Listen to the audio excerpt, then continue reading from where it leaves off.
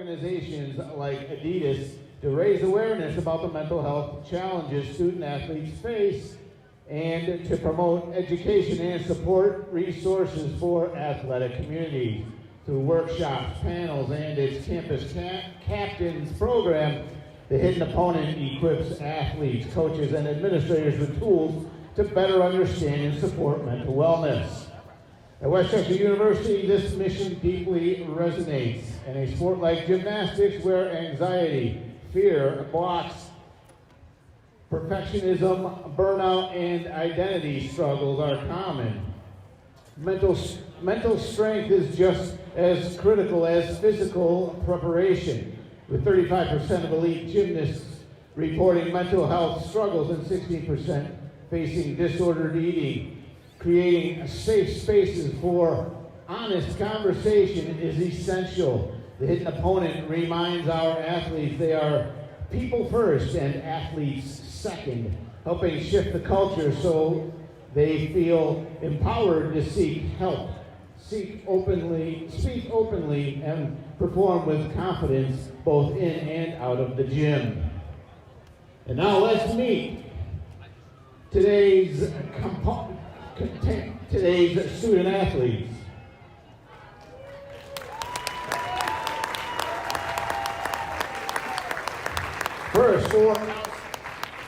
First for Towson University, a senior, Carmela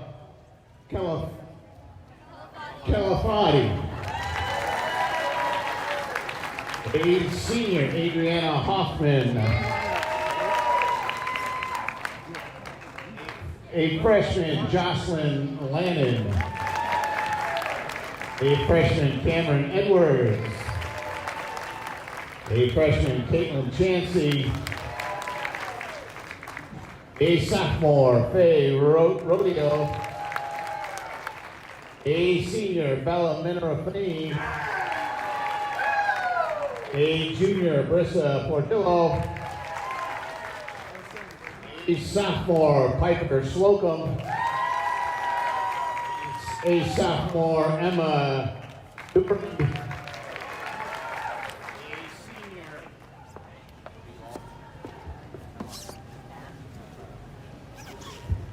A senior, Celia Trotter. A freshman, Natalie Lindgren. A freshman, Allison Rich. You told me that already. I'm sorry. A grad student, Bella DeCruz. A junior, Hayden Goff. A sophomore, Reese Toland. A freshman, Maddie Drazer. A senior, Lauren Green. A senior, Paulina Malinowski. And a sophomore, Ava Harper. Towson is coached by Jay Ramirez. He's assisted by Ashley Levine.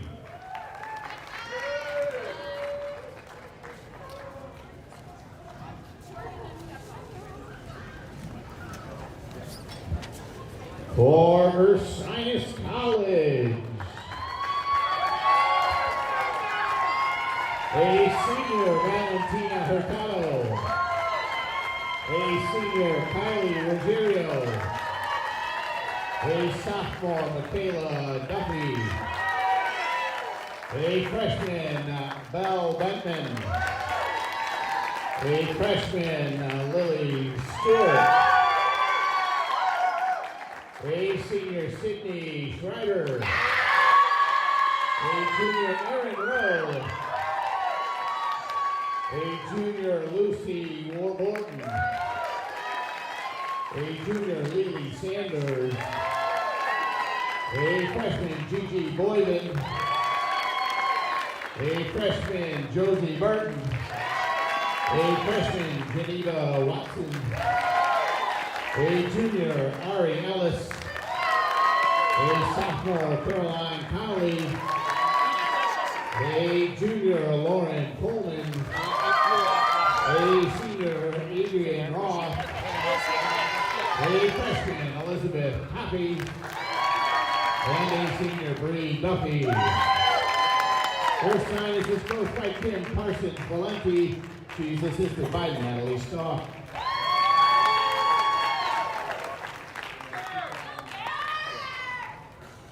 And now for Westchester University.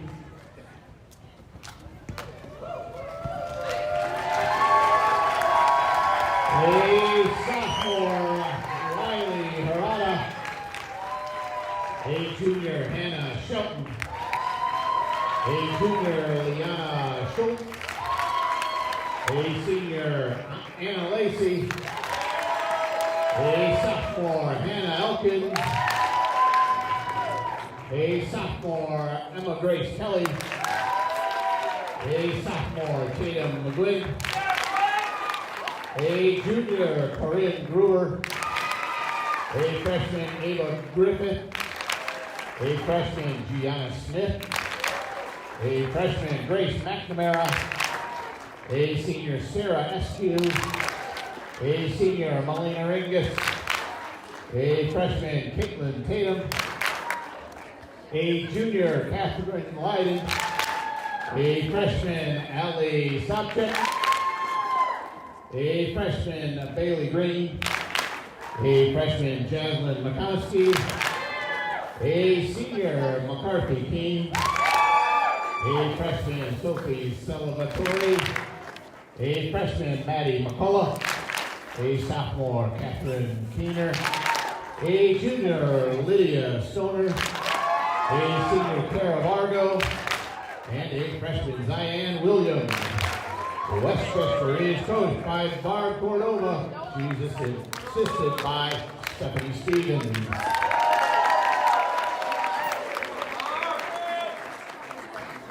Now, ladies and gentlemen, at this time, we'd all ask that you please rise. Gentlemen, remove your caps. As we honor America with the playing of Lift Every Voice, followed by our national anthem.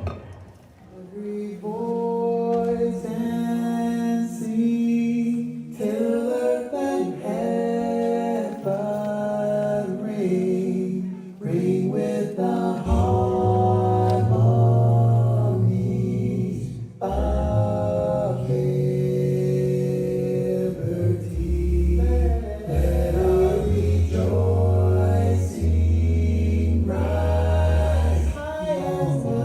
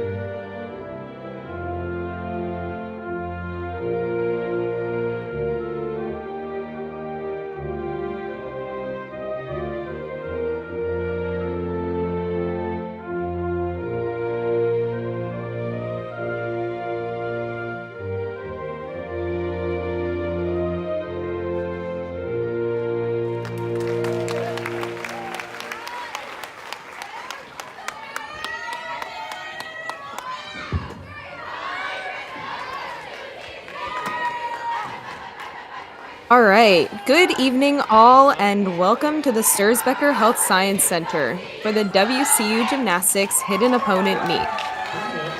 Taking on two competitors today, the Rams are facing off against the Towson University Tigers and the Ursinus College Bears. My name is Tiarity Tommaso. I'm a Golden Ram alumni from the class of 2023, and today I'll be joined by Christina. Hello, my name is Christina Rodriguez. I'm a Westchester University alumni class of 2025, and I'm super excited to be here tonight. Before taking a look at our teams, I want to take a second to thank our amazing sponsors, IGC, USAG, DGS, HEGO, and Synergy Gymnastics. Thank you for all of your support this season and making this event possible. All right, starting off with the home team on vault, we have the Golden Rams led by head coach Barbara Cordova in her 18th season with the Rams and still looking to tie the record for most wins by a WCU women's gymnastics coach. She's only 3 wins away from that record, so hoping to make some more progress towards that tonight. Assisting her is Stephanie Stevens, who is in her 9th season. Cordova and Stevens have worked hard to really build this program and make Westchester a contender in both GECs and USAGs. After their showing last week at Bridgeport, Westchester has an average of a 191.08 and a season high of 192.65. WCU is facing a double meet weekend as we approach the middle of the season and definitely looking to capitalize being at home again. Last weekend, they put up a number of freshmen in the lineups who were able to hold their own on competition floor, including Jaslyn McCombsky, who made her collegiate debut with a 9.7 on the vault. Moving on to the uneven bars, we have the Ursinus Bears, who are led by head coach Kim Valenti, who's in her 7th year with the Bears, and assistant coach Natalie Stouch, who's in her 1st season. Last season, the Bears came 4th in the NCAA East Regional Championships and qualified a few gymnasts to the National Championships, so I'm sure they're looking to top their performance this season. Currently, the Bears have an average score of a 187.913 and a high score of 189.8, which they received last weekend in a victory against Utica University. Based on her performance in the meet, junior Erin Rowe received the title of NCAA East Region All-Around Gymnast of the Week for the 2nd time this season. And let's take a look at our 3rd team this evening. Starting on balance beam are the Towson Tigers, led by Jay Ramirez and assisted by Ashley Levine, both of which have been with the Tigers since 2019. In recent years, they have coached the Tigers to be a dominating force in the Eagle Conference with multiple Eagle Championship and regular season titles. They are currently standing with a 194.784 average and a 195.4 season high. After their win at LIU this past weekend, senior Adriana Hoffman was named Eagle Specialist of the Week due to her standout performance on the floor exercise that scored a 9.875. Towson is also ahead of a double meet weekend and will be facing off against Westchester again this Sunday. Tonight, we would like to raise awareness around mental health. You might notice that the Westchester gymnasts have green bows in their hair and a special t-shirt for today. The Hidden Opponent is a nonprofit founded by a former NCAA Division I volleyball player, Victoria Garrick, after her TED Talk on mental health in athletics went viral. What began as one athlete's story has grown into a global advocacy and education movement, partnering with organizations like Adidas to raise awareness about the mental health challenges that student athletes face and to break the stigma surrounding mental health in sports culture. Through workshops, panels, and its Campus Captains program, the Hidden Opponent equips athletes, coaches, and administrators with tools to better understand and support mental health wellness. At Westchester University, this mission deeply resonates. In a sport like gymnastics, where anxiety, fear blocks, perfectionism, burnout, and identity struggles are common, mental strength is just as critical as physical preparation. With 35% of elite gymnasts reporting mental health struggles and 16% facing disordered eating, creating safe spaces for honest conversation is essential. The Hidden Opponent reminds our athletes that they're people first and athletes second, helping shift the culture so they feel empowered to seek help, speak openly, and perform with confidence both in and out of the gym.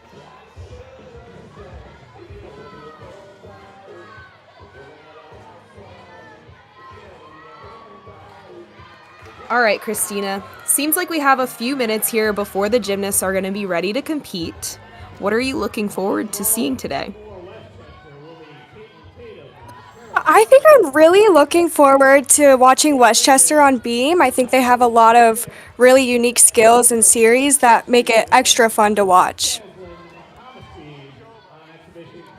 Yeah, something I definitely love about D2 schools, D3 schools is that you see a lot more variety in skills as opposed to a bunch of the top D1 schools where you kind of are seeing a lot of the same routines over and over again or the same skills happening. I feel like you just get a lot more variety when you're looking at D2 and D3 schools. For sure.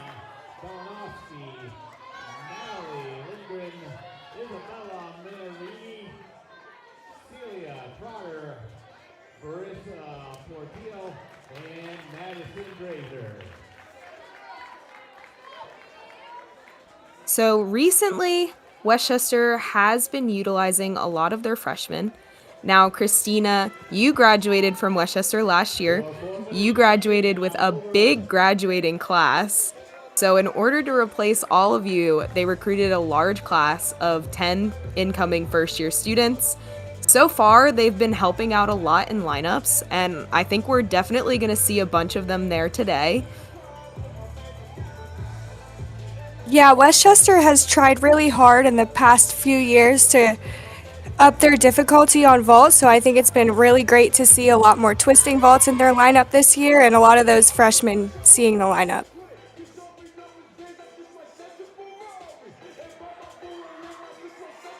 All right. Looks like our 4-minute warm up for our first rotation is wrapping up. These gymnasts are getting ready to compete.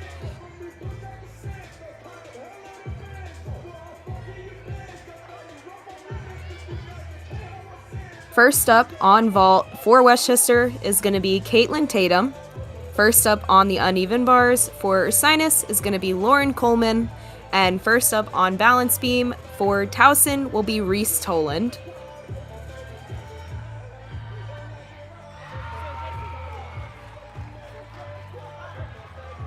Caitlin on vault there, starting off the meet with just a clean Yurchenko layout, slight step back on the landing, but very clean in the air, which is what we're looking for with those vaults that have a 9.7 start value.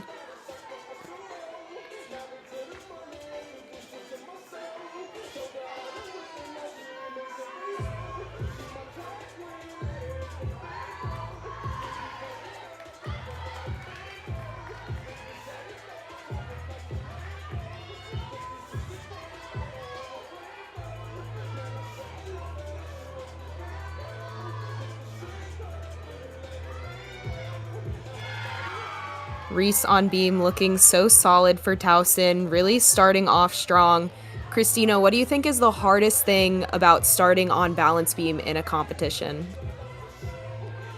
Yeah, I think definitely just calming those nerves, knowing that you're setting the tone for the meet and just locking in on that event.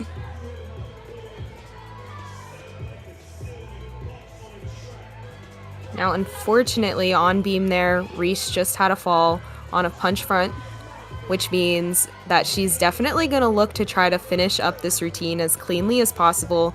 First up in lineup, you still have 5 more people going after you, and anyone new to gymnastics, 6 gymnasts go up, 5 scores count. So hopefully the rest of the lineup is able to hit and they can drop that fall.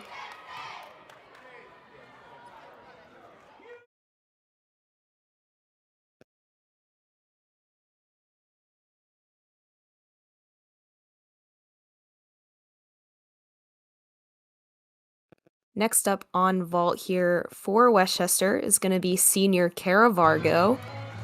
She's going to perform a Yurchenko tuck full. She's following Caitlin Tatum, who started off with a 9.525.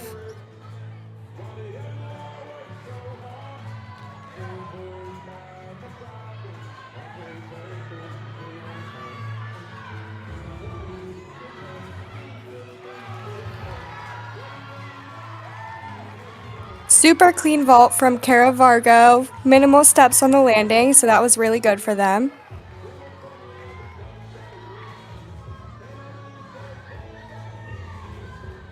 Up on bars, Lauren Coleman, former Westchester gymnast Jordan Coleman. This is her sister.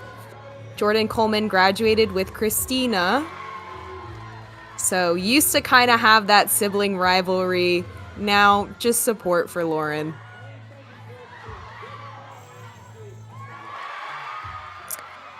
Yeah, competing against Ursinus was always our favorite, being able to compete against Lauren and see her at the meets. She did an awesome job on that bar routine.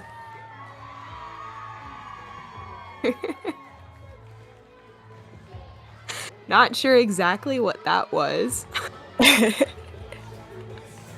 I don't recall Ursinus having a stick anywhere.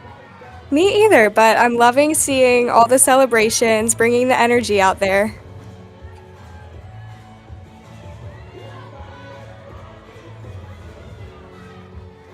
Back when I first got to Westchester, we used to have a stick crown and a little, I believe we had like a wand of sorts maybe, but that was like way back when. Yeah, I remember we did the glasses a lot of the times. Yes. Yeah, we did the glasses after the crown because somehow during COVID, the crown just like up and disappeared and it was never to be seen again. So we started doing the glasses instead. Whatever works. Yeah.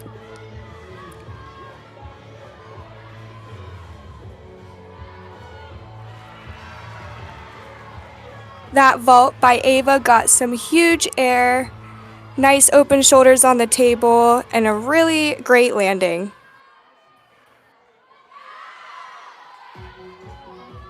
Helena on balance beam for Towson.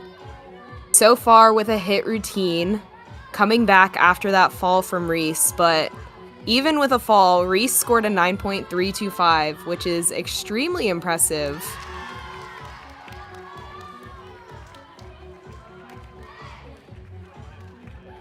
And Polina getting them back on track over on balance beam.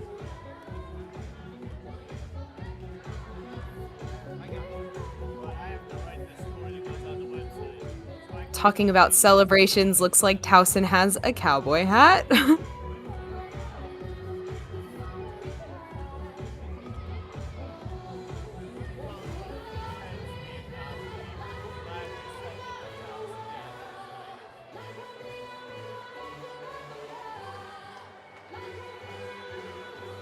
Up next on vault for Westchester is going to be first year Ali Subcheck.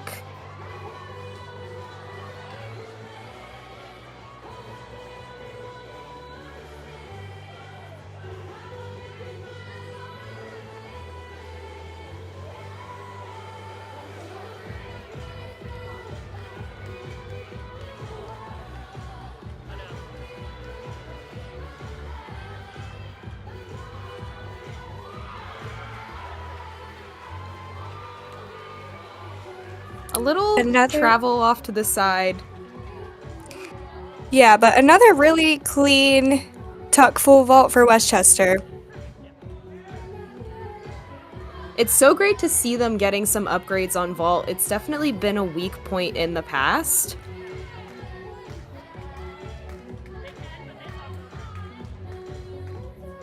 And getting those vaults with a higher start value gives them more potential to score a higher vault score and a higher all-around score. Starting her routine on the balance beam is Natalie Lindgren.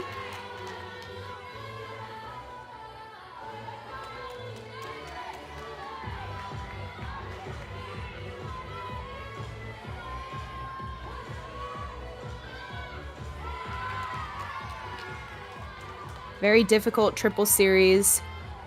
Once you surpass 2 elements in a row and you add in that third, it gets even more difficult.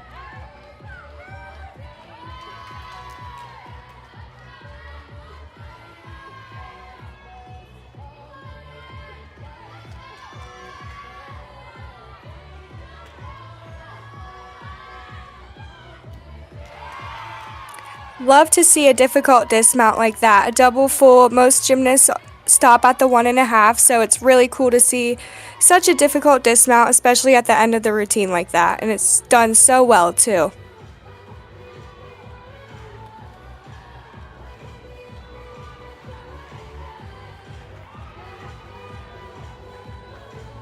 That was Sarah Eskew on the vault.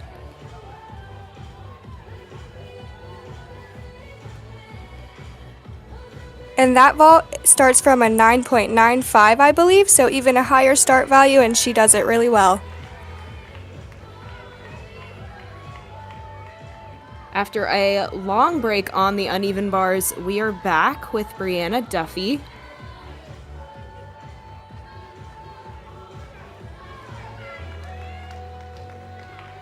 Christina, how hard is it to get up on the event after having waited so long to start your routine? It's definitely a huge challenge. You never know when you get to a meet how long you're going to have to wait, but these girls definitely simulate that in practice and try to prepare, but the waiting game always gets you in your head and just adds an extra layer of nerves.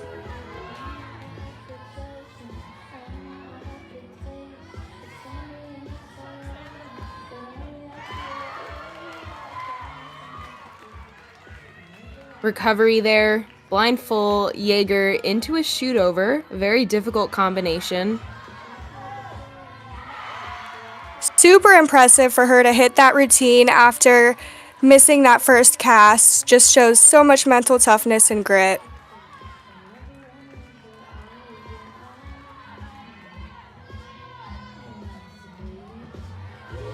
Balance beam for Towson, Isabella Minervini.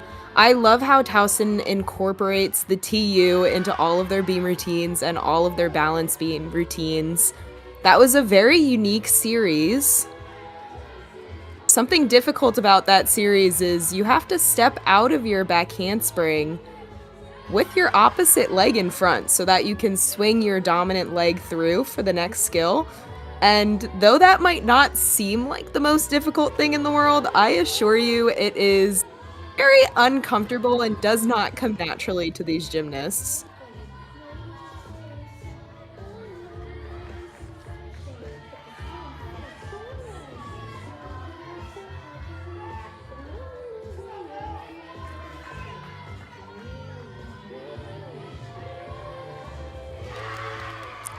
Ended that routine with a beautiful dismount to a stick.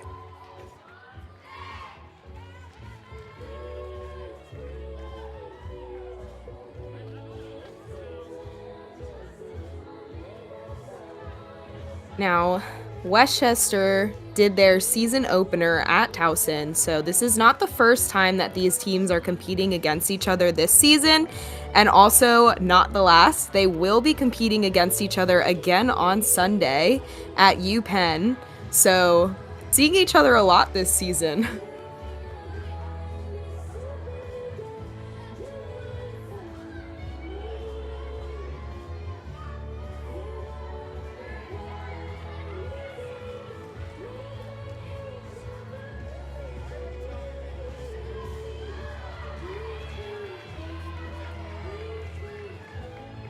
Westchester wrapped up their 6 vaults that could count towards their score.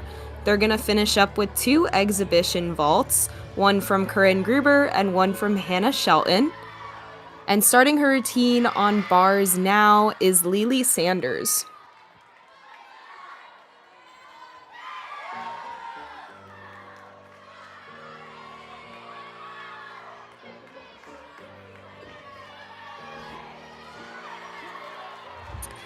Super clean vault from Corinne. A nice layout again. Got lots of height and a great landing. And a hit routine on bars for Ursinus, just what they need to get them back on track after that fall from Brianna.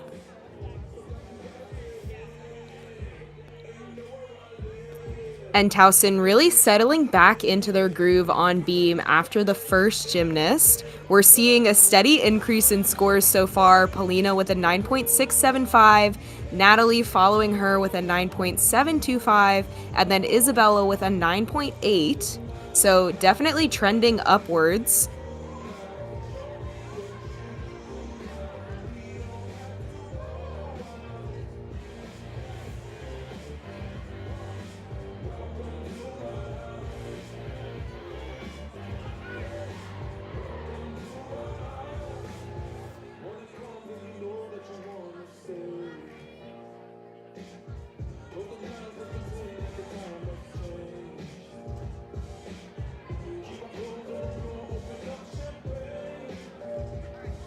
Having a quick judges meeting on balance beam. Again, these are the types of things that make the gymnast who might be ready for her routine wait a little bit longer. And at that point, it does become more of a mental game.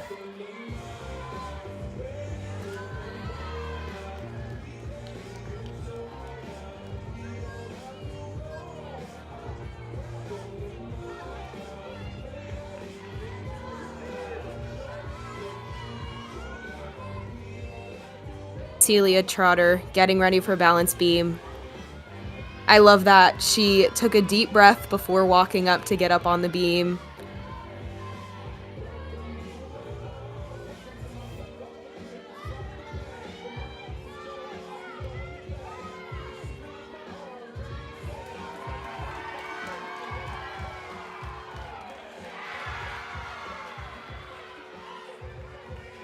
So much height on that flight series.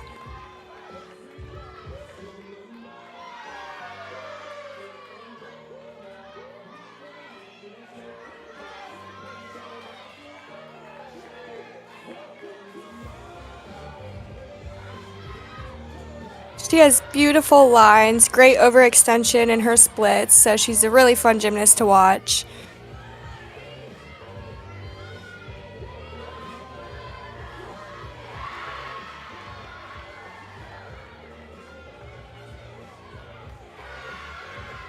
Absolutely love that skill. She did a front toss almost to a seat. So unique. Every time I see it, I just get so excited because I love the way it looks so much.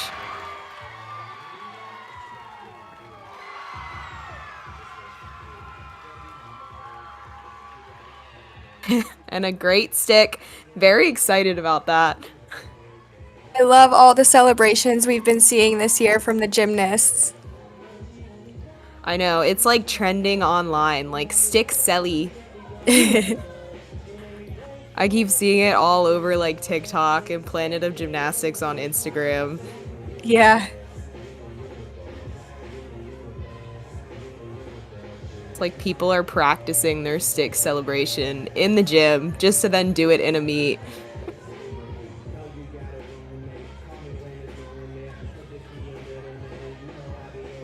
Did you have any go-to celebration, Tiara? No, never. I like to You just had clap your for little myself. clap. That was my favorite. I miss your little clap. It was so cute. It was always like 2 claps too. Like you never gave yourself more than 2 claps.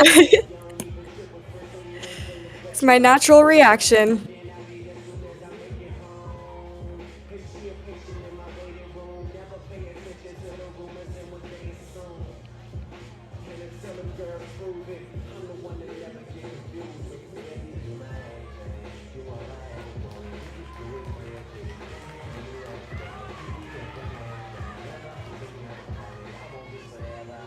All right, Towson has their anchor left up for balance beam. Brissa is definitely feeling some pressure right now, given if she knows that the first person did fall. Sometimes these gymnasts might not be aware of that. They don't typically tend to watch the people that go ahead of them, so she might not even be aware of the pressure on this routine.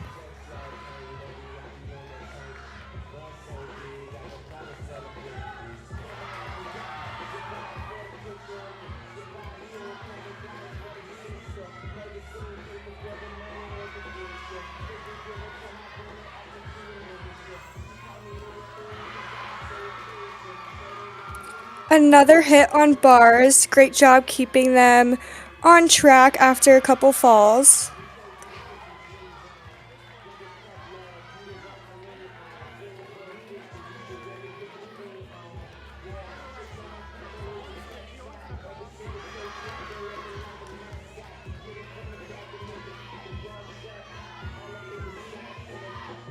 I absolutely love this artistry on balance beam.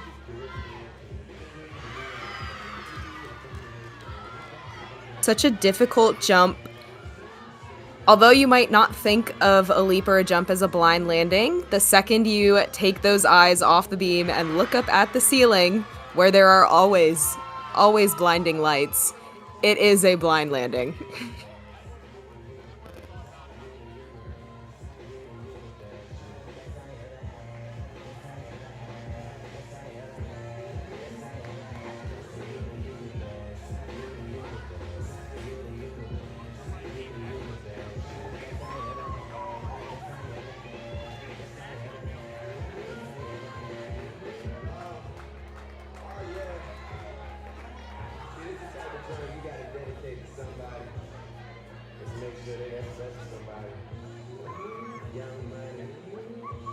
And last up on the uneven bars for Ursinus is going to be junior Erin Rowe. Again, based on her performance last week, she was named NCAA East Regional All-Around Gymnast of the Week.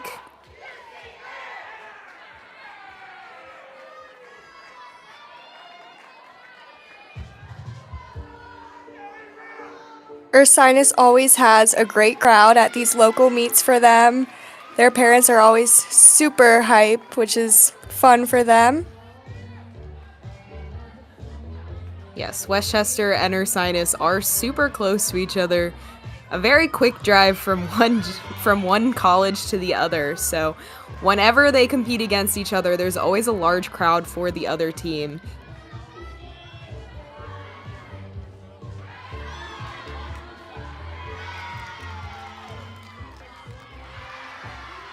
Opened up her bar routine with a ganger.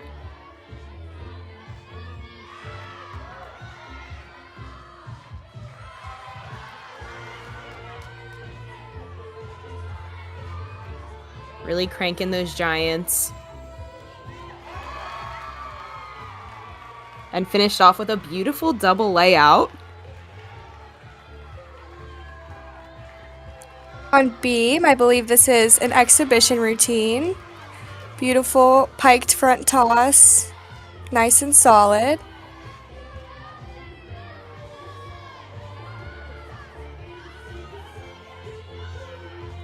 Towson is definitely a team that has a lot of depth in their lineups, which is super important in gymnastics, especially as we move through the season. You never know if someone is going to be sick that day or resting, an injury, waiting for a different meet, something of the sorts like that, and you might need that extra person in number 7 or 8.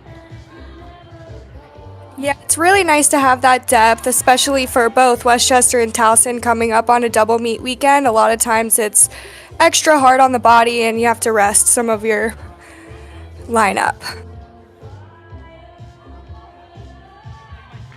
Yeah, Christina, you used to do all around, so you definitely know what you're talking about there. Yep, you definitely have to put a lot of effort into recovery as well.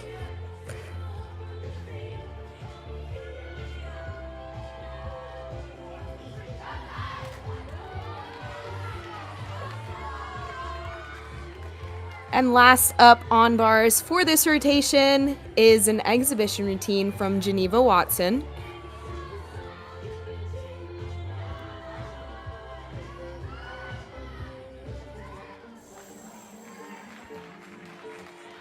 Super close to grabbing that.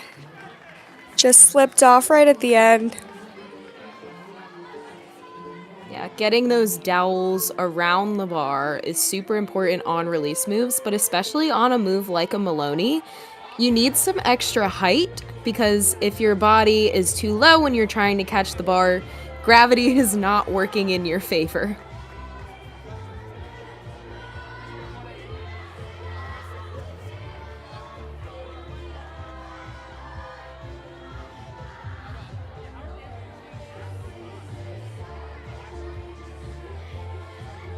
A lot of times getting back up after a fall like that, it changes the skill a little bit doing it just from a swing rather than the Maloney, so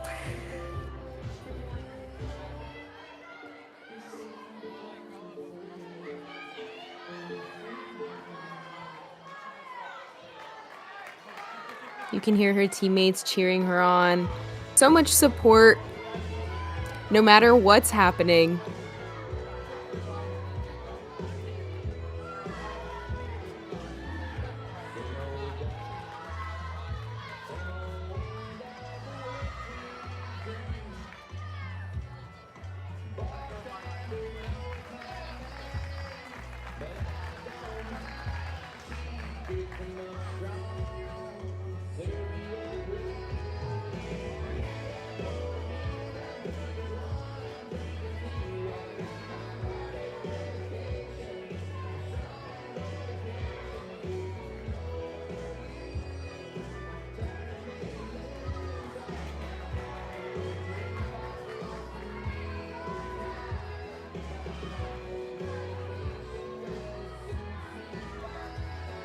Everyone rallying around her right now, trying to get through the end of this routine.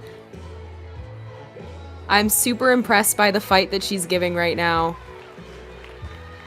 Super impressive. Anytime you come off the bar, it just makes it 10 times harder to get up there. So I'm super impressed by her getting up there and finishing that routine and doing that dismount. I can guarantee you that her forearms are burning. I know that mine would be absolutely be. Yeah, the grip strength slowly decreases throughout the routine. More like rapidly in my case. And that wraps up our first rotation. So, taking a look at our recap, Westchester on the vault got a 47.875, Ursinus on bars with a 47.075, and Towson on balance beam with a 48.8. I'm super impressed by Towson.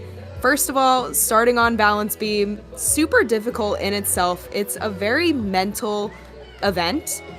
And Reese, first up, did have that fall, but the rest of the lineup had her back, hit 5 more routines, able to still pull out a great score. Westchester on vault showing out with some upgrades this season, and some first-year students really, again, holding their own. And Ursinus with a great fight on the uneven bars. Again, had a few mistakes early on in the lineup, but towards the end, some people started getting them back on track. So, since this is a tri-meet, all of the teams are going to be moving in Olympic order. So we're going to see Westchester move to bars, Ursinus move to beam, and Towson move to floor.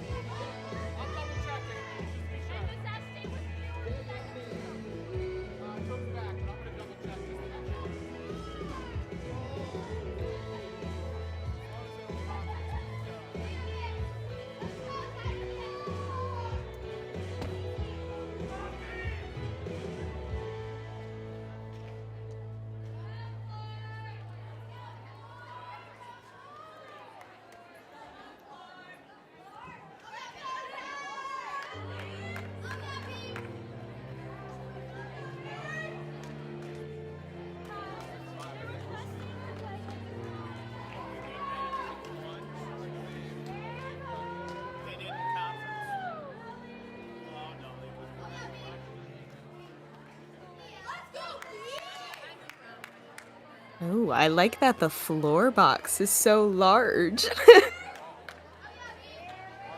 Let me just shout out Virtius. I love that idea.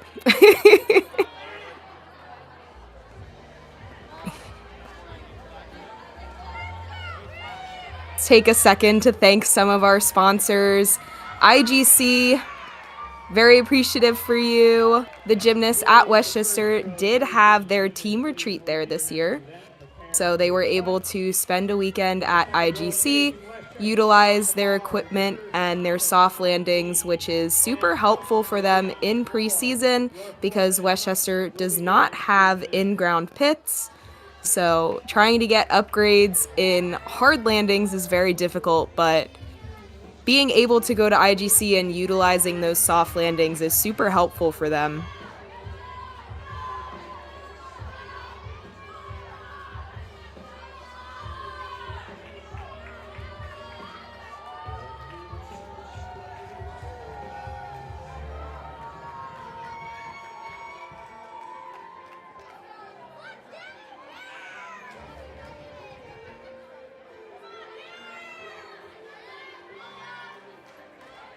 So Westchester moving to uneven bars. Some routines I'm definitely looking forward to seeing from them are from seniors Melina Ringus and Sarah Eskew. They're numbers 5 and 6 in the lineup. They're fairly consistent at the events.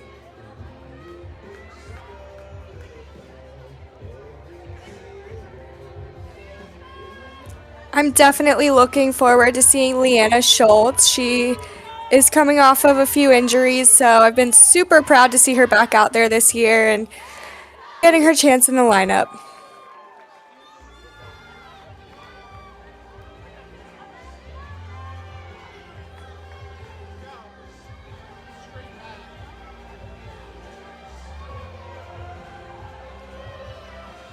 Coming off of uneven bars and moving to balance beam, what do you think Ursinus needs to focus on for this rotation?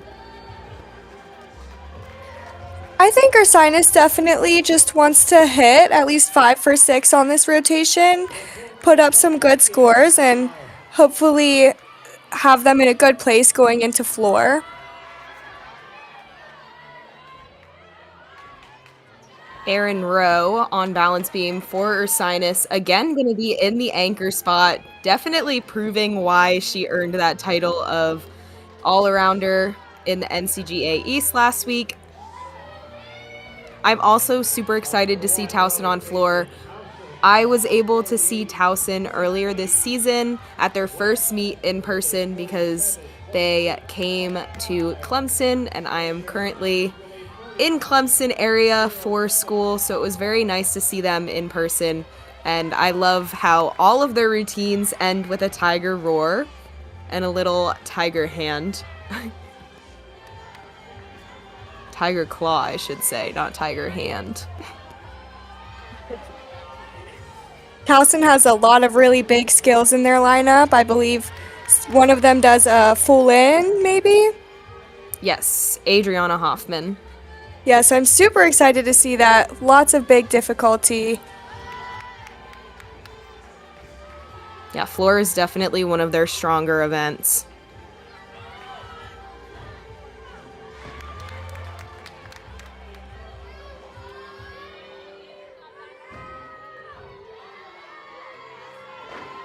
This 4-minute touch, some of the most stressful 4 minutes in the competition. Everyone's trying to get all their turns in. Yeah, it feels so long sitting on this other side of it, but when you're in it, it goes so fast.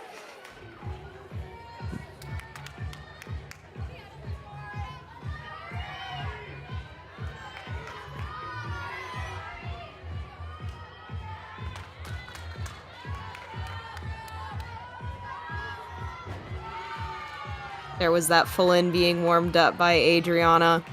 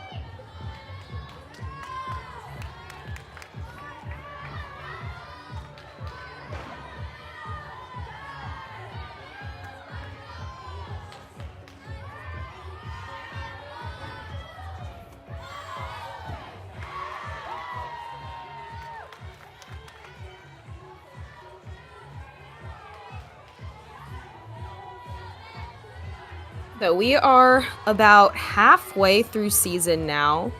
I believe it is week 7 of competition. So these gymnasts are really starting to hit the groove, and they're trying to now really perfect everything that they're doing, right? They're trying to get out those big mistakes, and now they're focusing on the little things like form and landings and handstands on bars. These little things are the things that are super important, especially as we head towards the end of season, because small mistakes do add up in the scheme of things. The 4-minute touch is now over.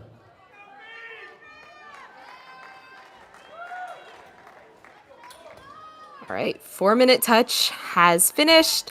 All of the teams are now doing their little respective huddles, pep talks from the coaches before they get ready to compete. First up on the uneven bars is going to be Maddie McCullough. On balance beam, it's going to be Lucy Warburton. And on floor exercise, it's going to be Natalie Lindgren.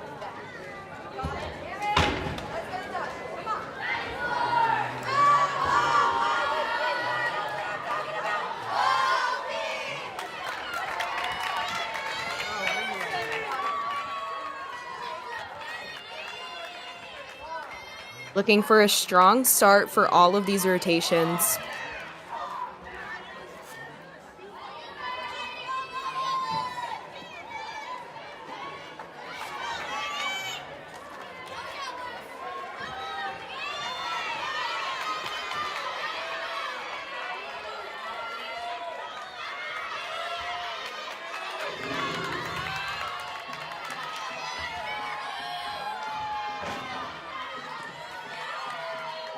Maddie's starting here with a big combination. Again, didn't quite get her hands fully around the bar.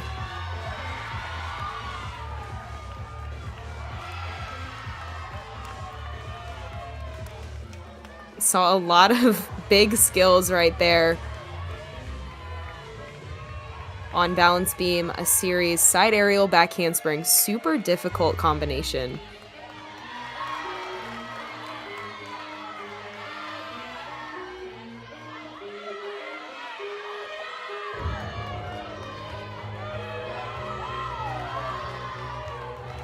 Really good leap on floor there, getting that all the way around.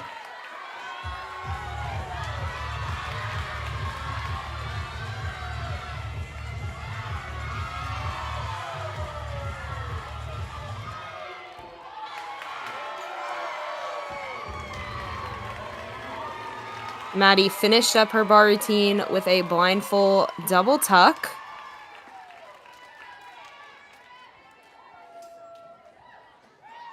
Christina, after you have a fall on an event, what's the main goal for the rest of the routine? I would say just kind of coming off the event, resetting your mindset, and picking up right where you left off as if nothing happened and finishing out strong. Finishing out strong is definitely the key there. You never know what's going to happen with the rest of the routines in lineup, and you don't know if your score is going to have to count, right? 5 scores will count. You have more than one fall in lineup, one of those will have to count. So you want the rest of the routine to be as clean as possible to really minimize the errors and what is actually counting towards the team score.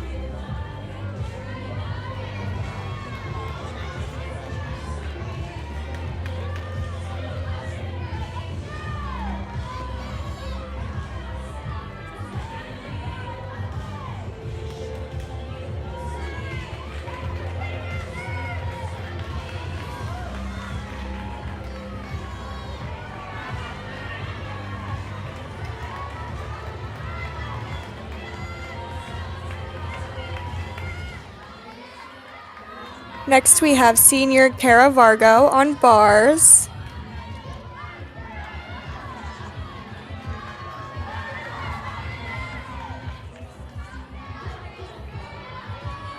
Starting her routine on the balance beam is Michaela Duffy. She's following Lucy, who started off Ursinus with a 9.65, and the score for Towson's first routine just came in with a 9.675 for Natalie.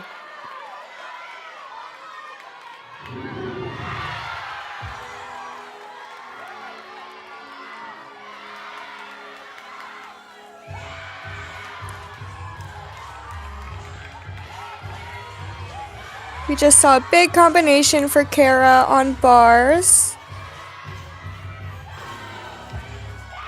She finishes with a big dismount, which she was able to upgrade from last year, so that's always great to see. So impressive learning new skills at the end of your career, honestly.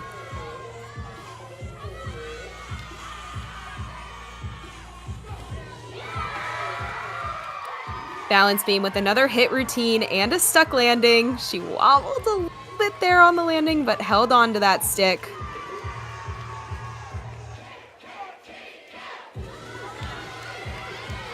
And Caitlin Chansey on floor. Second tumbling pass, front full punch front layout.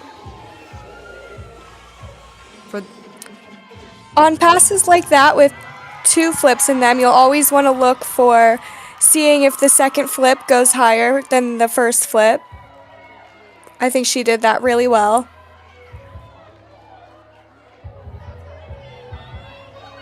All right, Christina, I ask this almost every week, but I must ask you now because I need to know your opinion as well. What are your thoughts on 2-pass floor routines? I fully support and love a 2-pass floor routine. I think if a gymnast can get that difficulty in there and get away with just doing 2, then I think it's great for them. I myself did 3 passes, and I found myself really jealous of my teammates who had 2. Yeah, from a gymnast perspective, I appreciate 2 passes, but from a viewer perspective, I like 3 tumbling passes. Because selfishly, I want to watch more gymnastics, but I understand. I understand the movement.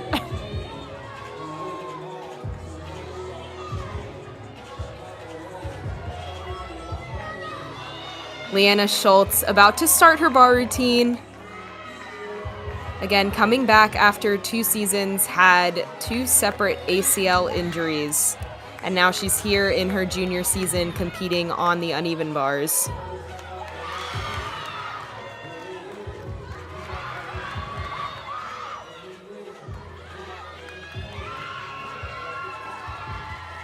Started off strong with a shaposh into a pack.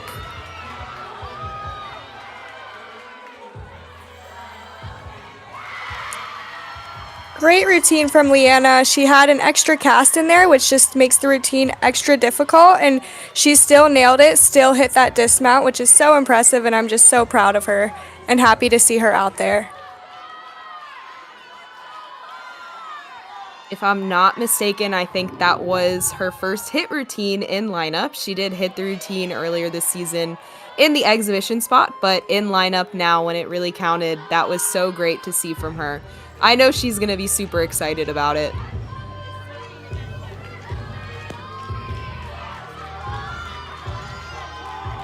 Carmela Calafati on floor. Huge combination pass. Love to see that difficulty. Front double full is an E pass, which gives you an extra level of difficulty to your routine, which is great to see.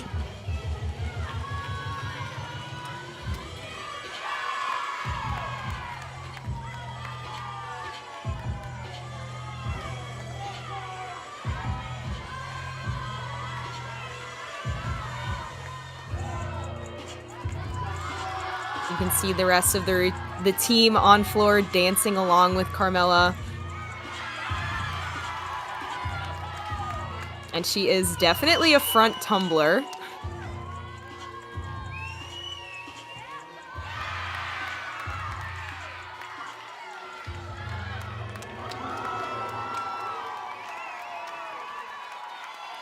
And there's that tiger roar to finish out the routine. It was very funny when they came to compete at Clemson because it was Tigers versus Tigers.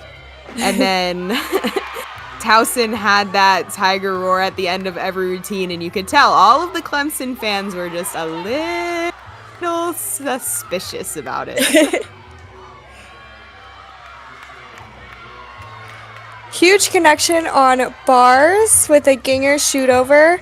Had to bend her knees a little bit to keep her feet up, but still a great routine and still a hit for them.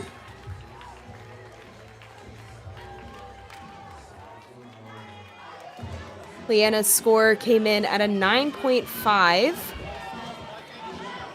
On floor exercise, Caitlin Chansey had a very high 9.8. And on balance beam for Ursinus, Michaela had a 9.55.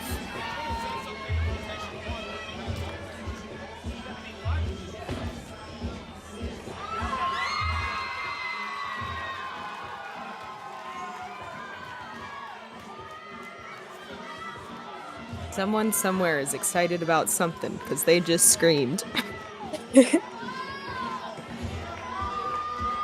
I guess we'll find out soon enough.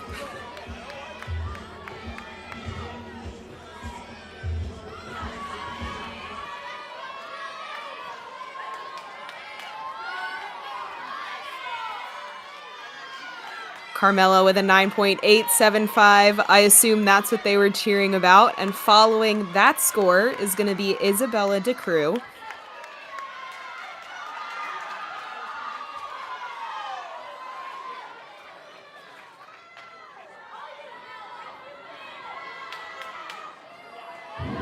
A little bit of music trouble.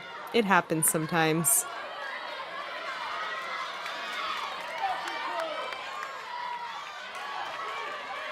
And On bars, on bars we have Melina Ringis. She is a senior.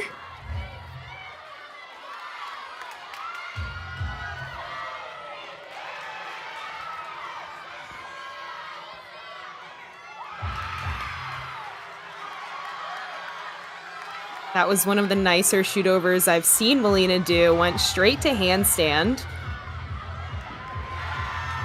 Melina has been a super important part of this bar lineup for a while now. Super consistent, so love to see her hit another routine in a huge double layout. Love seeing the fight on beam. Ever since she changed her release. Yeah, she used to do a Jaeger and then she changed to a Ginger. And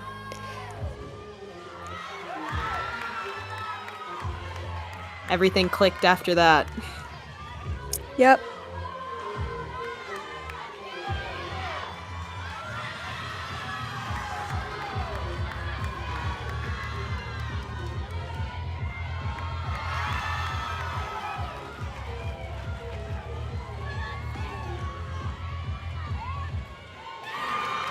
Ursinus is definitely fighting on beam, fighting to stay on, and they're doing a great job. I don't think they've had any falls so far.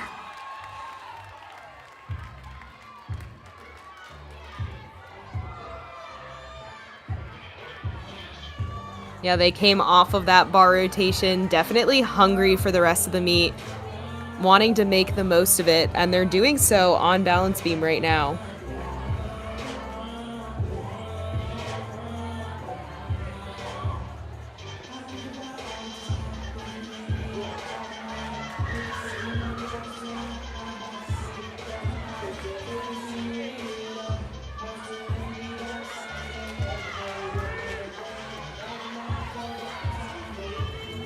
Melina on the uneven bars with a 9.5.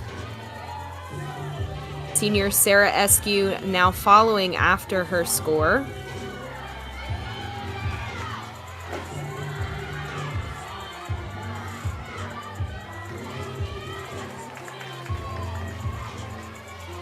Just didn't quite get enough power to get over the bar on that blind full, but she'll do it again, I believe, so she can get that connection.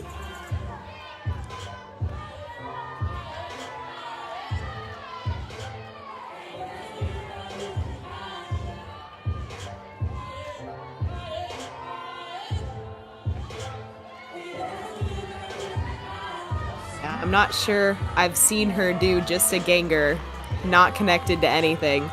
So I'm sure she will repeat that.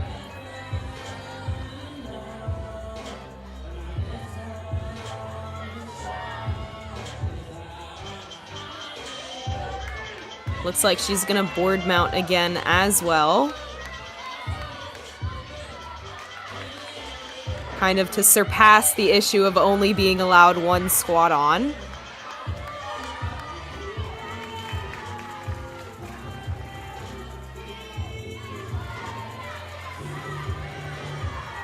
Like we talked about earlier, it is tough to fall and get back up on the bar.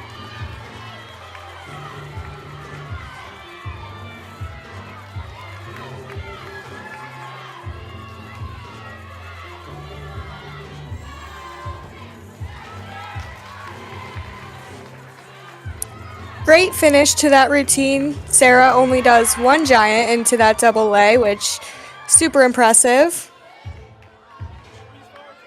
I'm not sure if my eyes deceived me or not. Did I just see a round off back tuck on beam? I think I saw that too. That's super cool, super unique.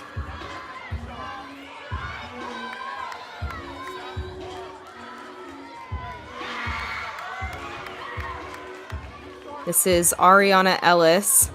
Definitely doing some difficult skills, difficult combinations.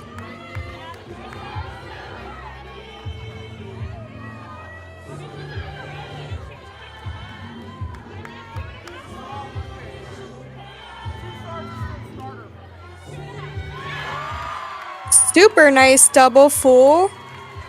Love to see difficult skills like that, and she keeps it so clean with a great landing.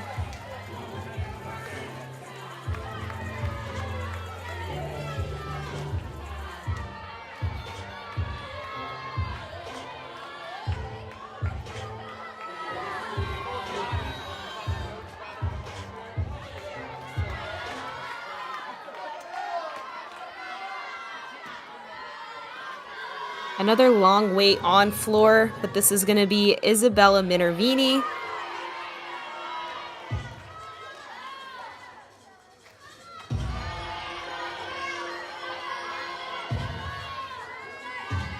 I'm loving Towson's high energy routines. They have great choreography.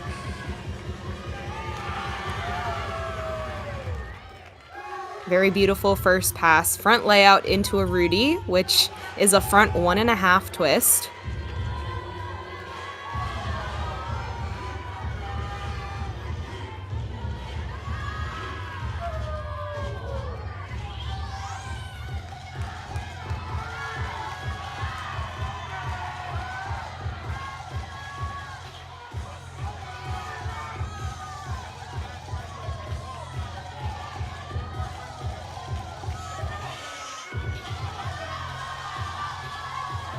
Second tumbling pass.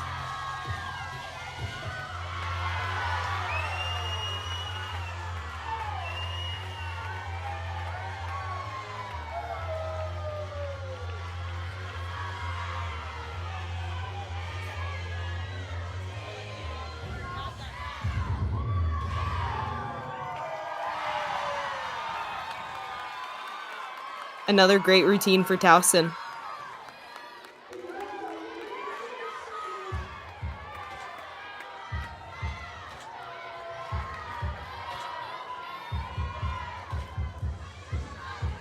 Anchoring balance beam now for Ursinus, Erin Rowe.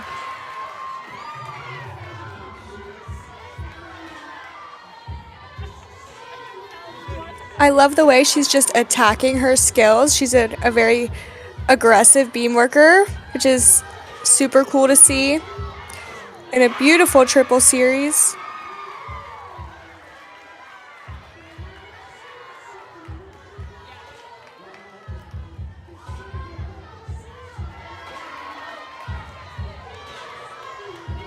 Something I always like to see emphasized on balance beam is being aggressive for those jumps, leaps, and turns as well. Oftentimes you see people hold back on those skills, and that's when you really find that the wobbles come out.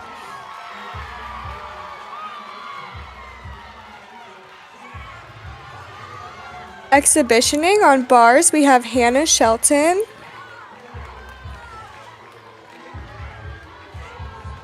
Just couldn't quite hold on to that pack.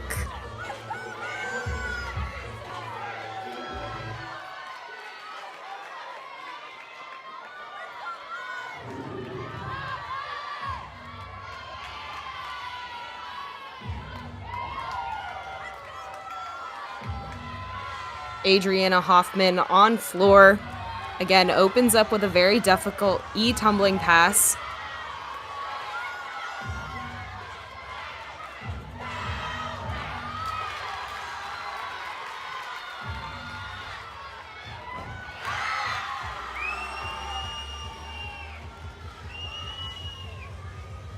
That full in is so beautiful. She really emphasizes doing the full twist first and then doing that tuck out.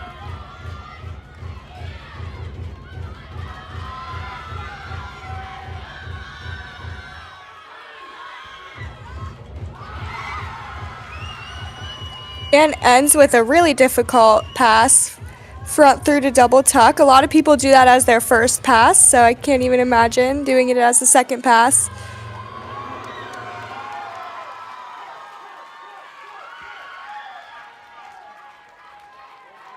And doing that as the second pass, and technically the last pass, does get her an extra 1/10 of bonus, even though it is just a double tuck. But the fact that it is in combination with that front through in the last pass gets her an additional 1/10 of bonus.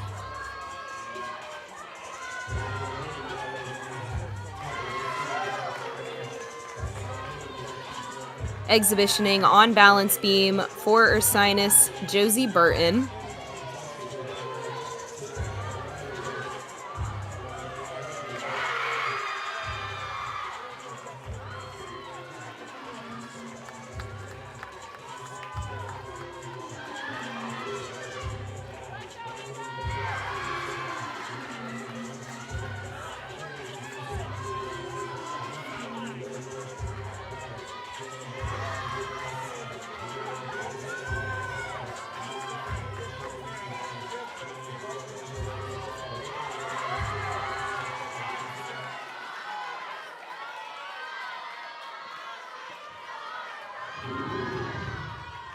Ursinus also showing a lot of depth on balance beam.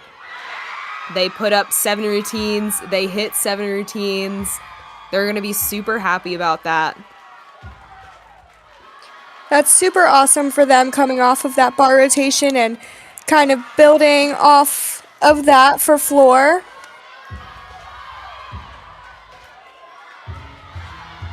We're in our final exhibition routines for this rotation.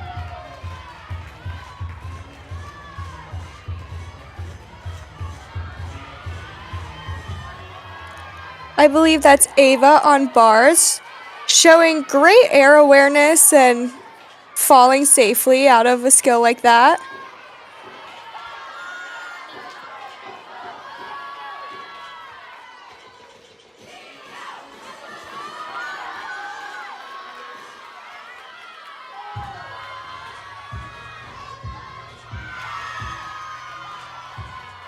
Front double twist on floor. Towson has a lot of front twisters on their team. Something I could never do myself, so I'm impressed. Me either. Christina, you did a front full. I had to punch off of a stigma because I didn't really know how to do the skill great. Well, I could not front twist at all for my life.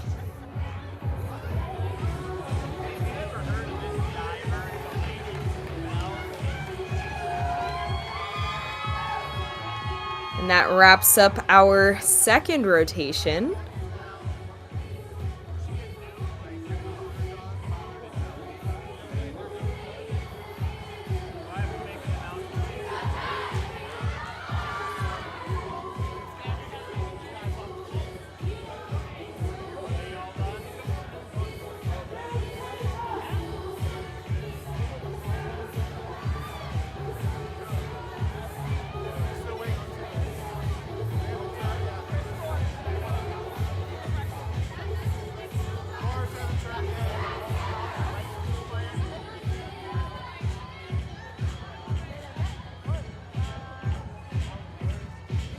All right, looking at our event summary, Westchester on the uneven bars, 46.525.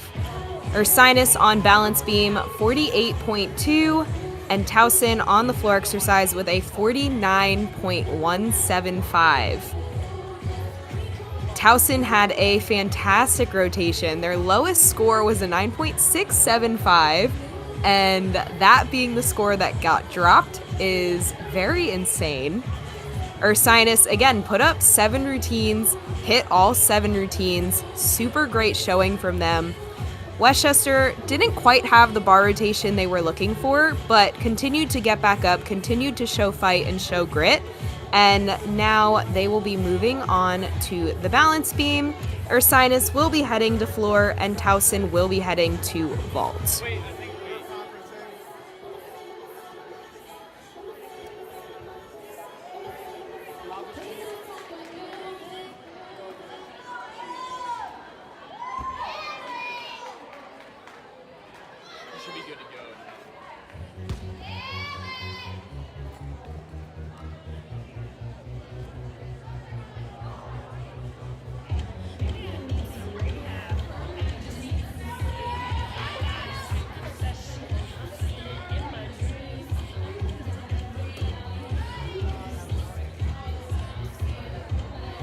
Towson, moving on to vault, is going to be doing probably their second best event, but especially in this competition against Ursinus and Westchester, they have that edge of the additional high start values for their vaults.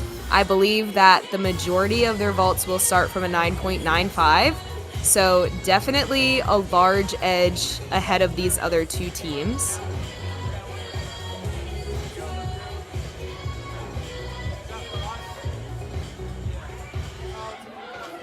Balance beam for Westchester, arguably one of their best events.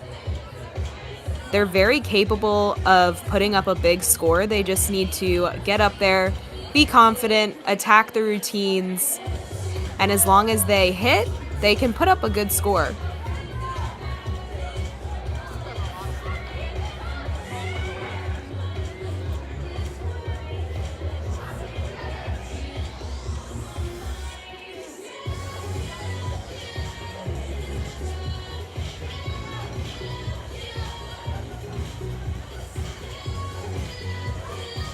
Ursinus has been pretty consistent on floor this season.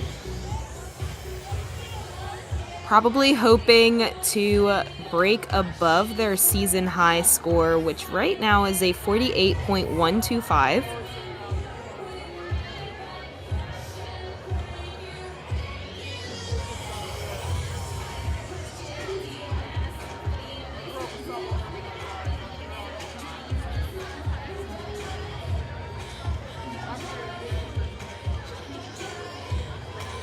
And speaking of season high scores, that beam score for Ursinus was their season high beam score by over an entire point.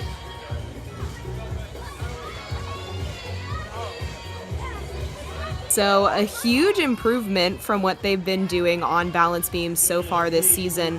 Their last season high score for beam was from last week.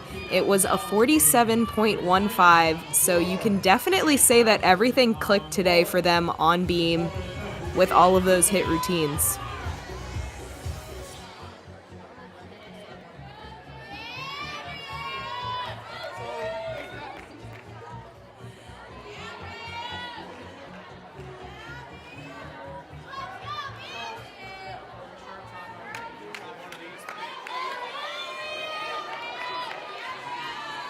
Waiting for 2-minute transition to finish so that their 4-minute touch can start.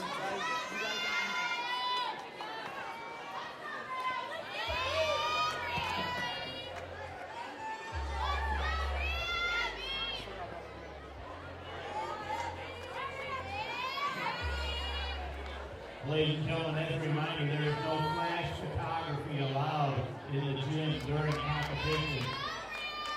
Please, no flash photography while the competition. Reminding the fans, no flash photography.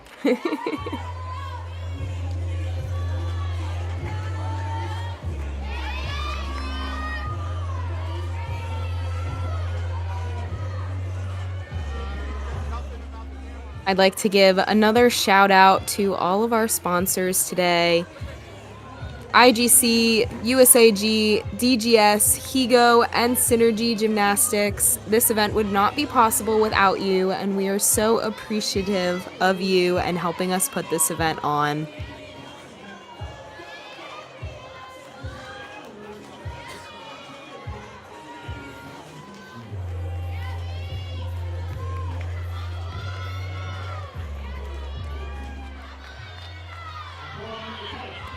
And 4-minute touch is starting.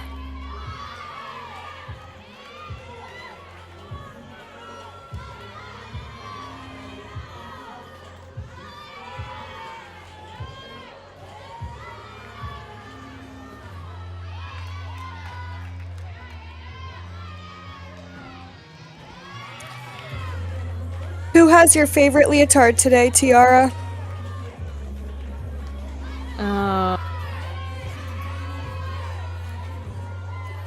I don't know.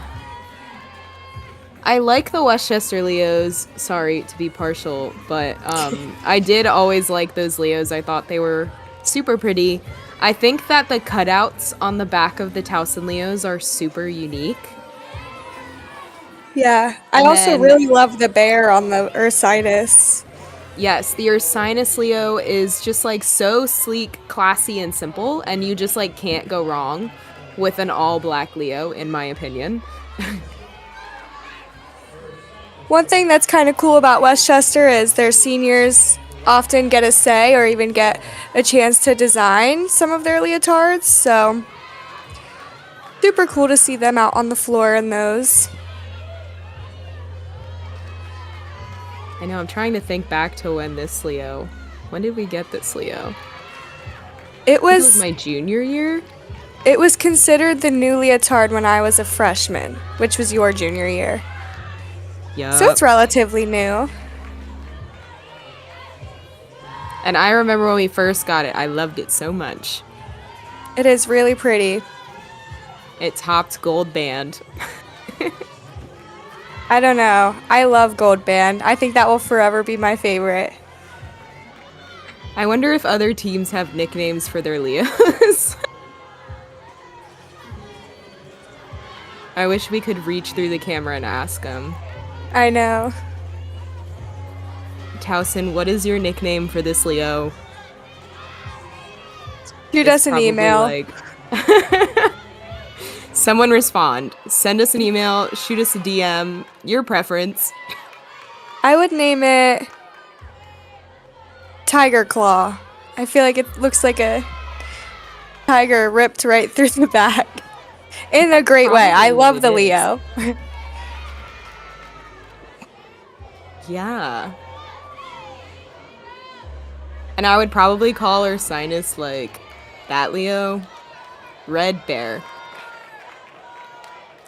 Yeah, pretty descriptive. Can't mix it up.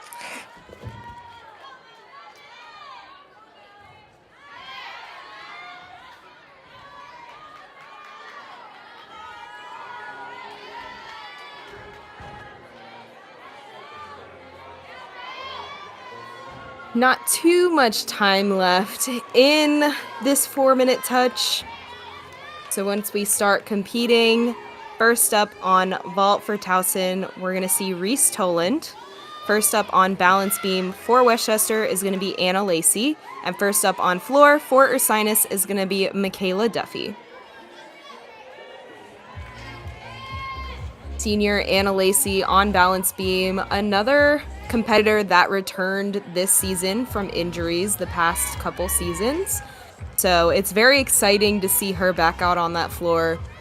Every time I see this senior class competing, I feel like I get emotional because they're supposed to be freshmen because they were freshmen when I was a senior. Yeah, they were the class right below me, so I definitely feel a little bit of a motherly instinct as well. Well, Christina, I feel a motherly instinct for your class also, but you guys graduated. Just makes me feel old.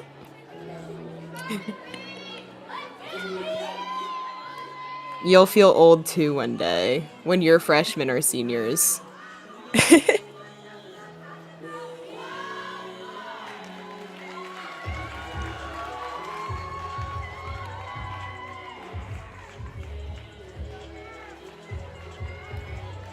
All right, and we are getting ready to compete.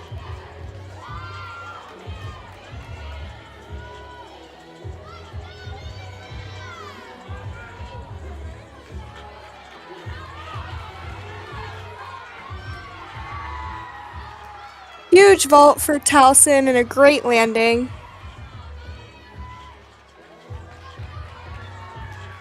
Again, we're going to see those vaults with those upgraded start values for Towson, something we didn't see from Westchester and something we will probably not see from Ursinus.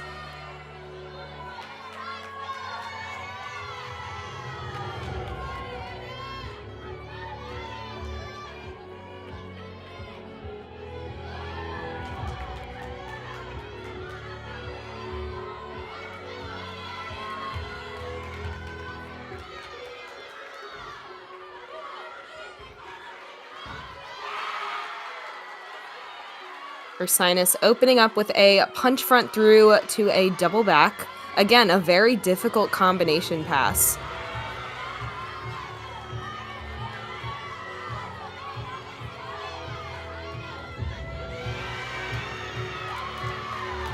Anna Lacey with a super solid aerial connected to a split jump.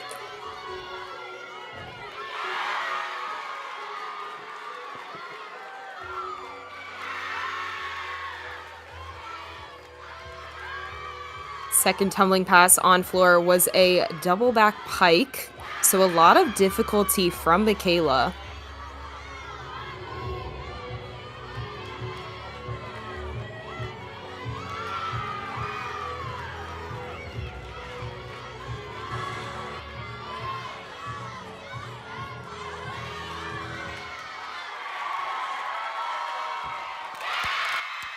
Great beam routine for Anna Lacey. Anna is exactly what you look for in a leadoff. She's super calm, super solid, and she's been super consistent this season for the Rams.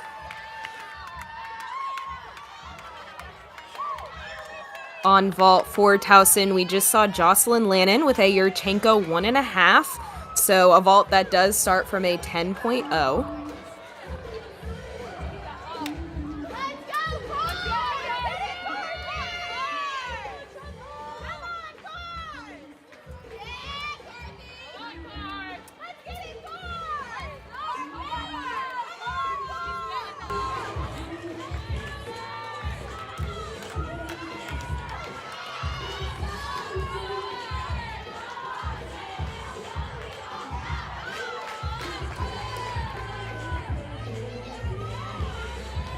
Christina, what was your go-to before a balance beam routine?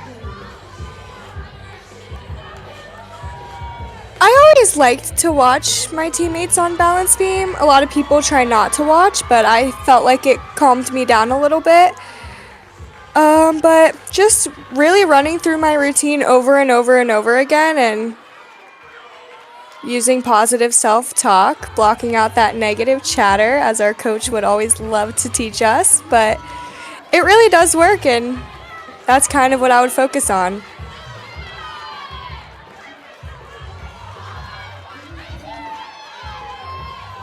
Next we have McCarthy Keene, a senior on balance beam.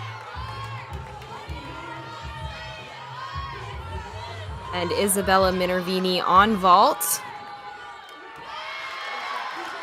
Pull on, pike off, another 10.0 start value vault.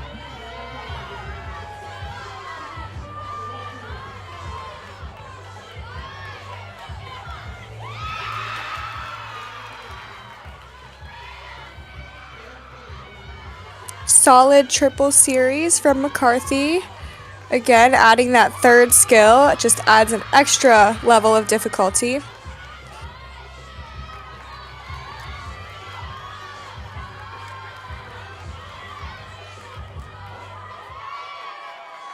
Last weekend, Westchester was at Bridgeport, so in Connecticut, McCarthy was super emotional competing in her home state for the last time.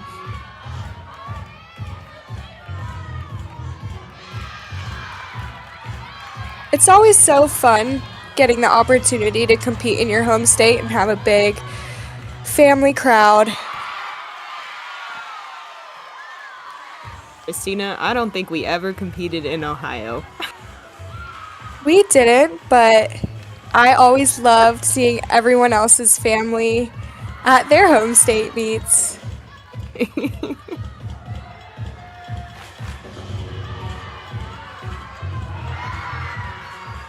Almost a stuck vault for Towson. So much height, so clean, such an open position in the air. That's going to be a really great score. At Towson, Reese got a 9.775, Jocelyn with a 9.85, and Isabella with a 9.75.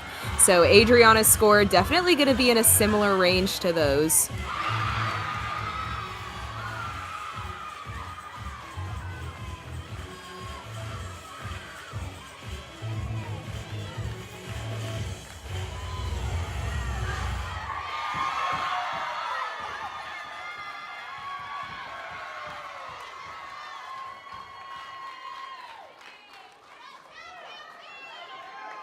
Ursinus really living it up on floor. They look like they're having so much fun, especially coming off of that really great beam rotation where they set their season high score. So using that momentum, bringing it into floor. I believe Caitlin Tatum will be next on beam for Westchester. This is her first time breaking into the lineup, so really awesome for her.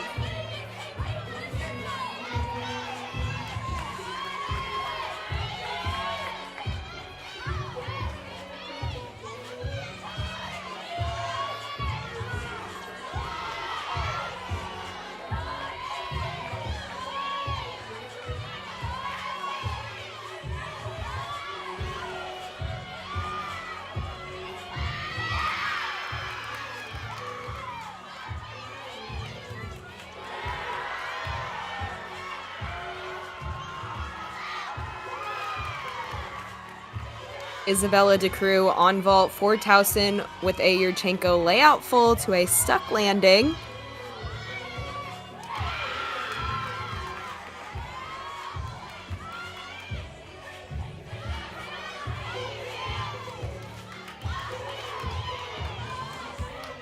And similar to Towson with the TU on balance beam, you'll see Westchester, all of the gymnasts have a ram somewhere in their routine.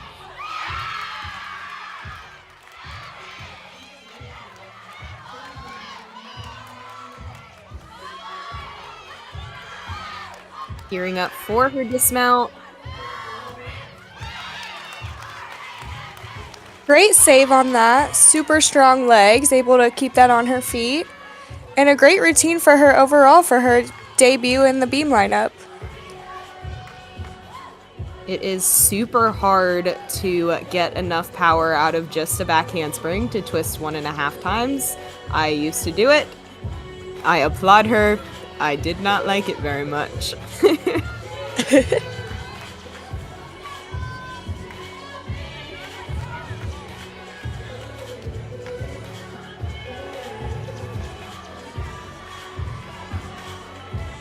Towson with their anchor on vault, Faye Rodeo. She does a unique forward vault.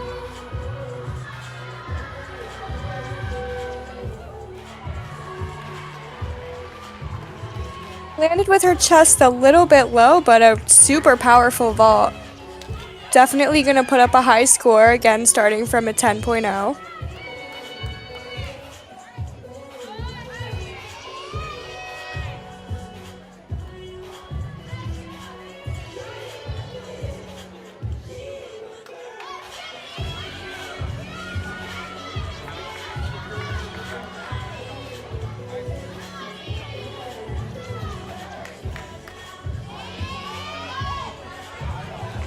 Up on balance beam for Westchester is Emma Grace Kelly.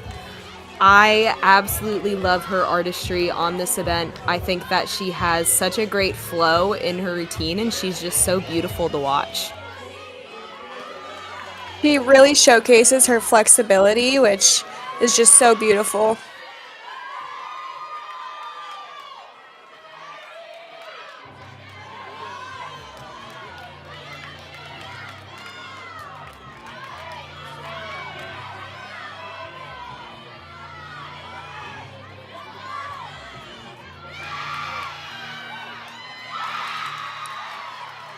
Very unique series. Super difficult to connect that and keep it moving, landing that aerial on one foot.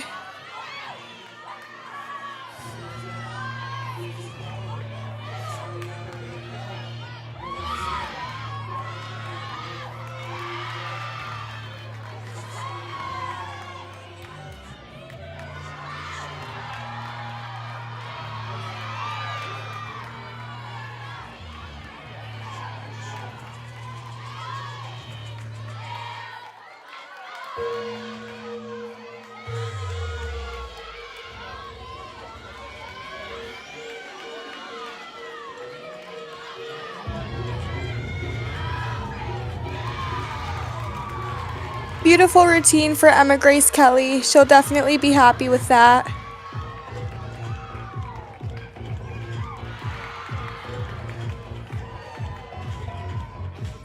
On floor for Ursinus all-arounder Erin Rowe, starting out her routine with a front 1.5 twist.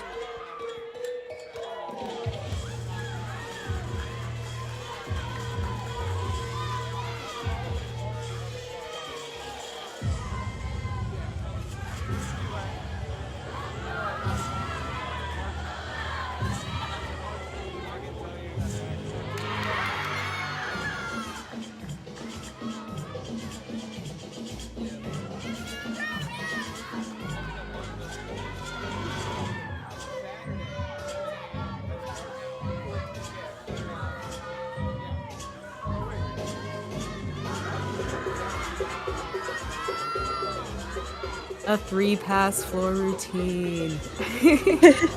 And ending with a double tuck, so she'll also get that extra 10th in bonus.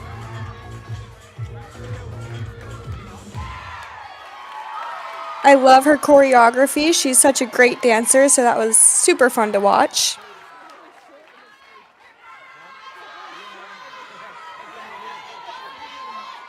Emma Grace on balance beam got a 9.775. Starting up now with her routine is Lydia Stoner.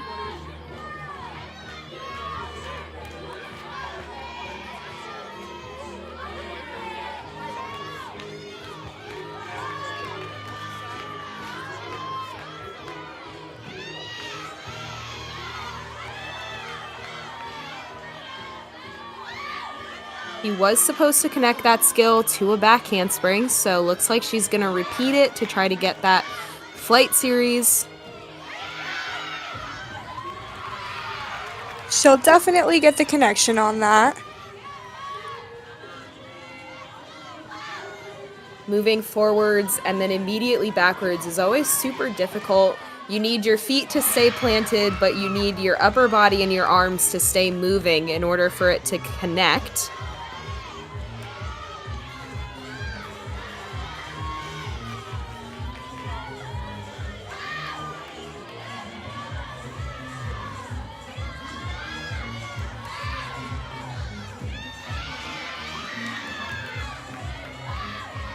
He does that same skill, but in the piked position. Gets lots of height.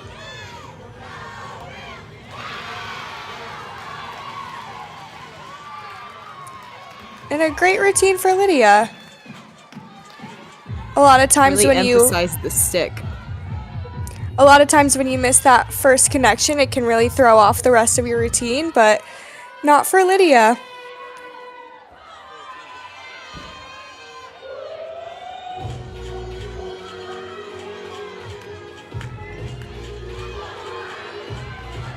On floor now, we have Ariana Ellis.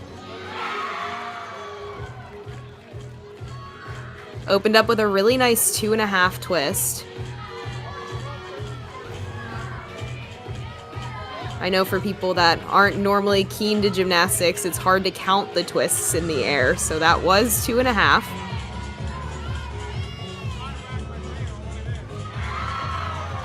He's definitely a great twister, has great air awareness.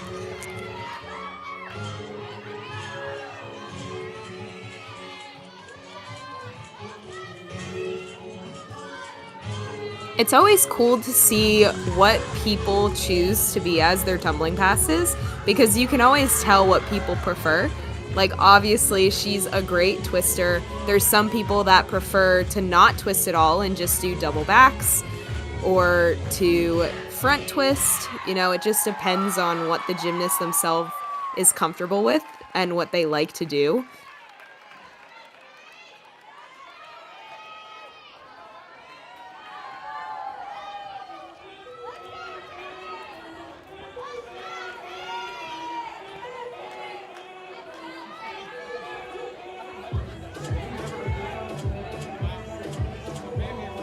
Anchoring beam will be Tatum McGuinn. She's a sophomore.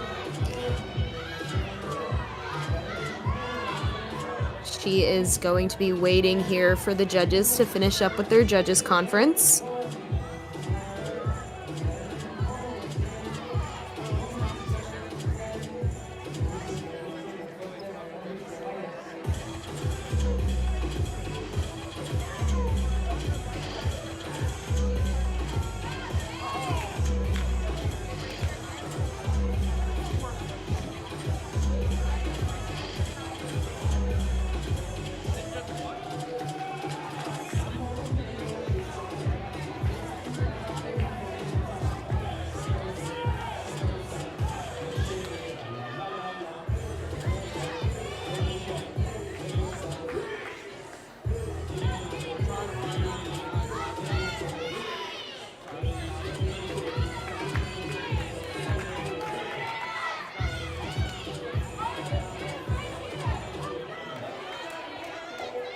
Tatum starts out with a really unique mount onto the balance beam. She does a back handspring, but ends in a candlestick. Catches the beam. Very terrifying, but very cool. Personally, I don't think you could pay me to try that.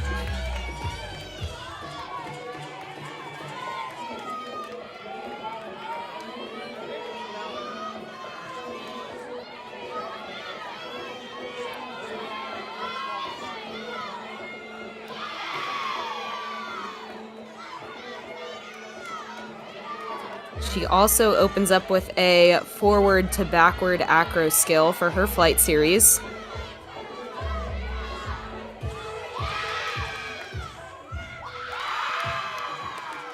So solid. So much height on that front aerial and a great fluid connection.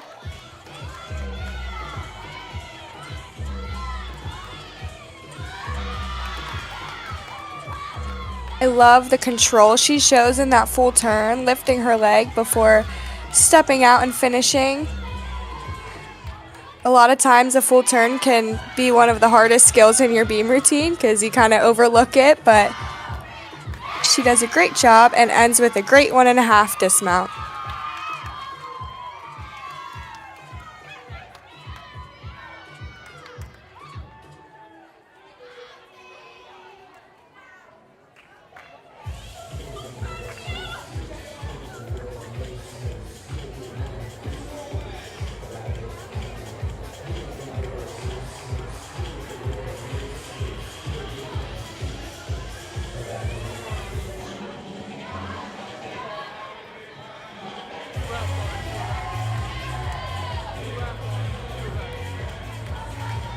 On balance beam, they just have 2 exhibition routines remaining. On floor exercise, we have 2 more routines remaining as well, but these 2 are still counting towards the team score.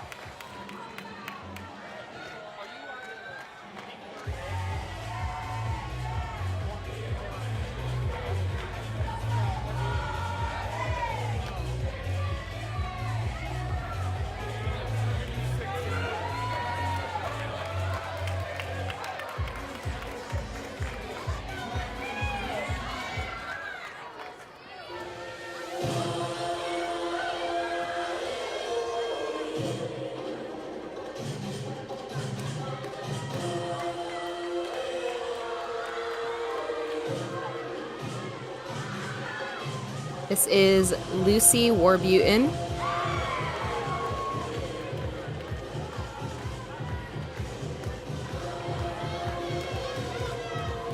Starting off with a big double pike. I couldn't tell, but she might have stepped out of bounds, which is an automatic 10th off. But I couldn't tell for sure.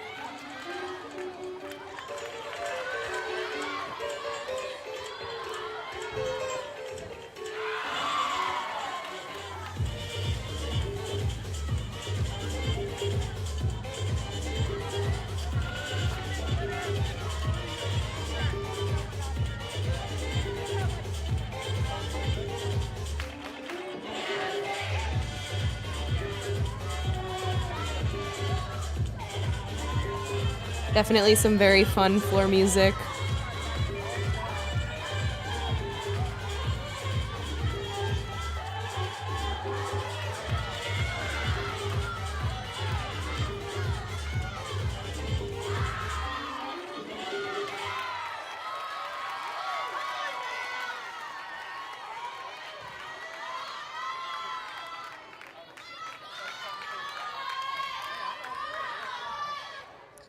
In the exhibition spot is senior Melina Ringas.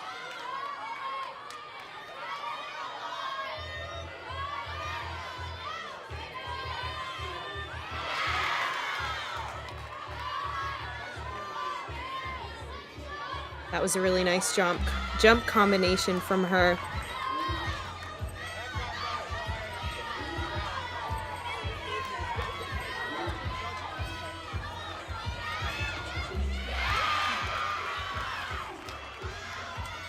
Solid series there.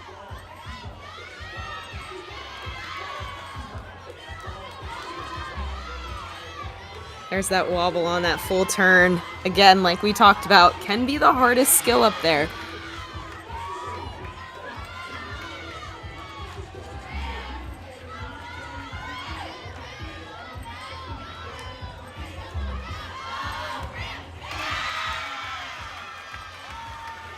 A great stick.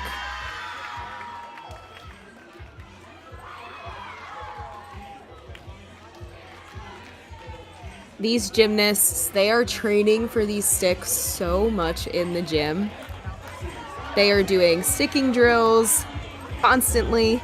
They are doing assignments that have to do with sticking the landing of some sorts so that these landings can come naturally in a meet situation.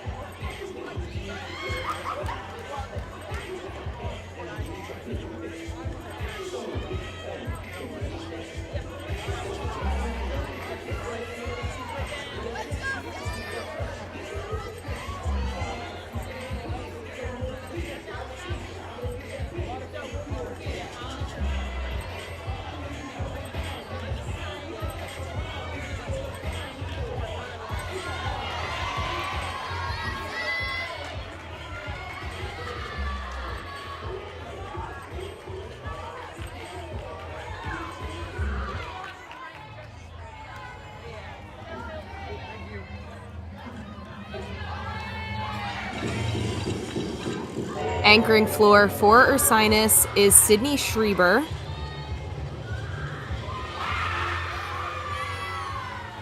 Opened up with a front double twist, another E tumbling pass, seeing quite a few of those today.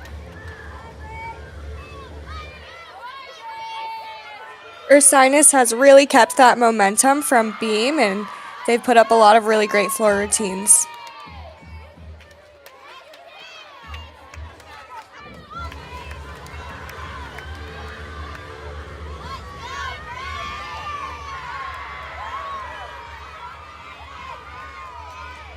Also a super difficult combination pass, and she's definitely a front twister as well.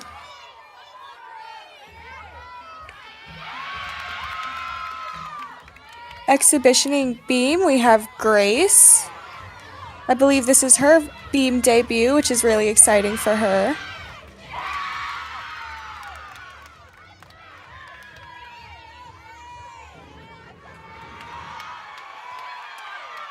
Another series going forwards then backwards. Westchester really straying from the typical back handspring layout step out that we see oftentimes in the NCAA for a flight series. It kind of knocks two birds with one stone because these gymnasts are required to do a flight series that has two flight elements, but also they're required to do a forward or side and a back element in the routine. So a series like that kind of does both of those requirements all in one.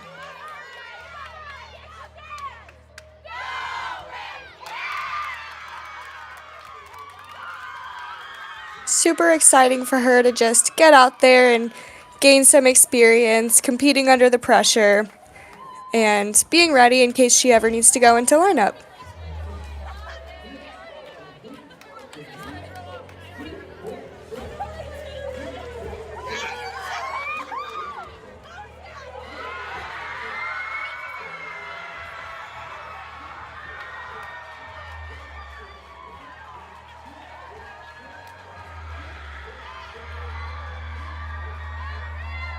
Ursinus super excited over there on floor.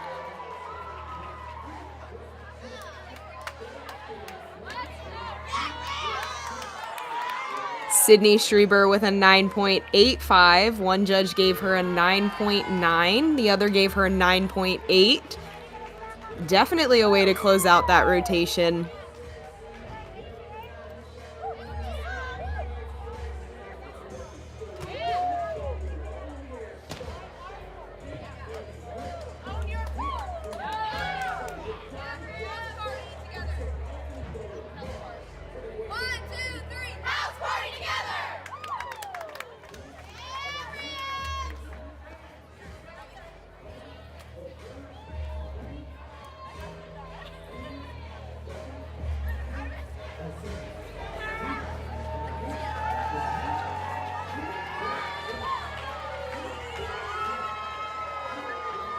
Right, triple checking all of my stats right now. That was a fantastic rotation for all three of these teams. All three of them hitting a season high on that rotation. So Westchester on balance beam with a new season high of a 48.325. Ursinus, new season high on floor of a 48.35. And Towson with a new season high on vault with a 48.95. So we just saw all of these teams at the top of their game on those rotations. So definitely gaining that momentum, hitting that stride in the middle of this meet. Now we're going to be moving into our last rotation. So Westchester home team going to be closing it out on floor. Ursinus moving to vault and Towson moving to the uneven bars.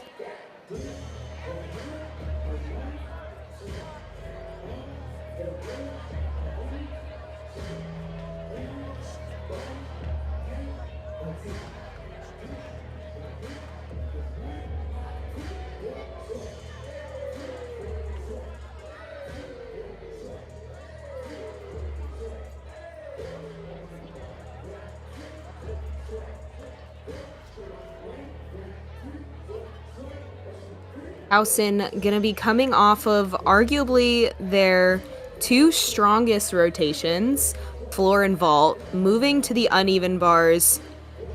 Christina, what do these gymnasts need to do as they're moving from a more power-based rotation like vault to uneven bars?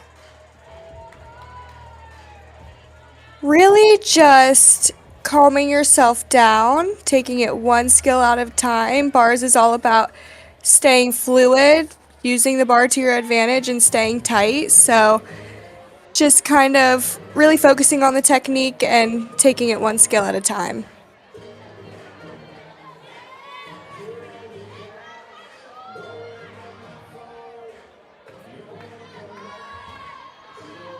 So conversely to that, Ursinus moving from floor to vault, so wanting to keep that exact same momentum, that exact same mentality, and Westchester moving from beam to floor, kind of similar, but just adding a little extra power behind it.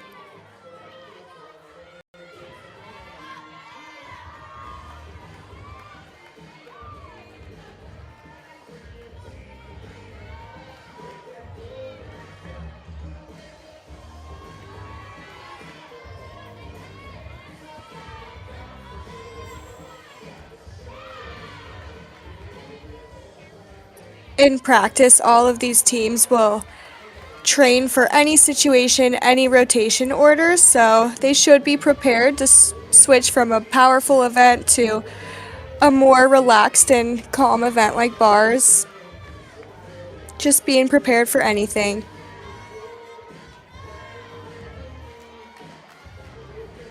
That's super helpful, especially when they start thinking about postseason meets, when you can truly just start on any rotation and it's really up to chance. Whoever draws what, that's where you're gonna start, and you just gotta deal with it.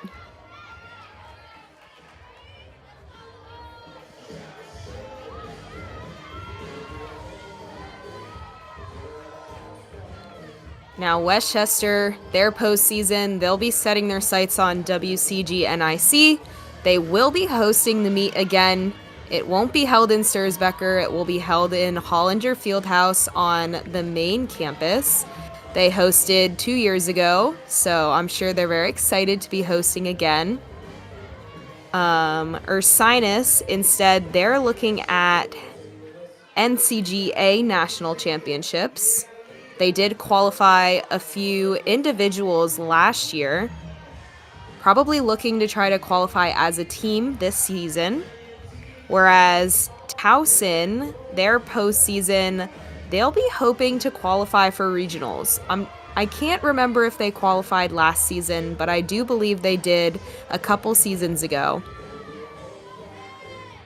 And with the updated NQS change, we'll see what happens for them. Yeah, that change is definitely putting a huge emphasis on consistency, so that'll definitely be what you look out for just in scores and all throughout the season.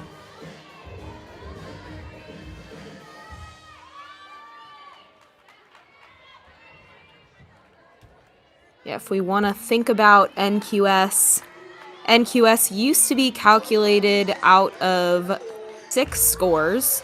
It was calculated out of the top 6 scores, and then you would drop the highest score and average the remaining 5. Now instead, it's calculated out of at least 9 scores.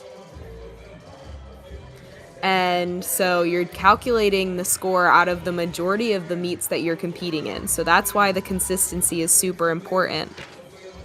You can't just focus on your top scores. Instead, you're using almost every meet that you're competing in. If not every meet you're competing in. Minus the high and the low. That's why it's almost. You gotta drop those.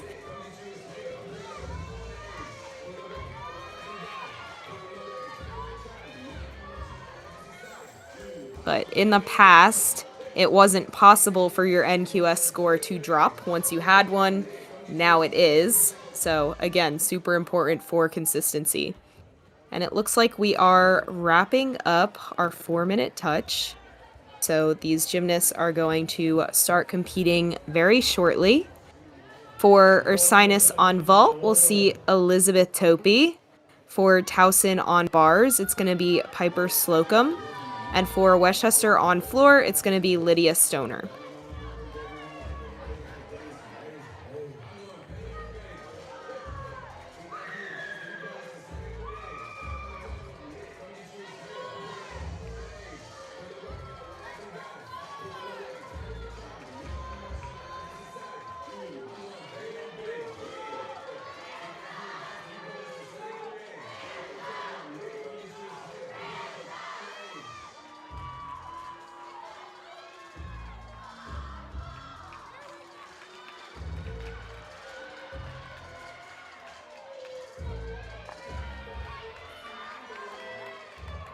So all of these teams looking to keep their momentum from the last rotation.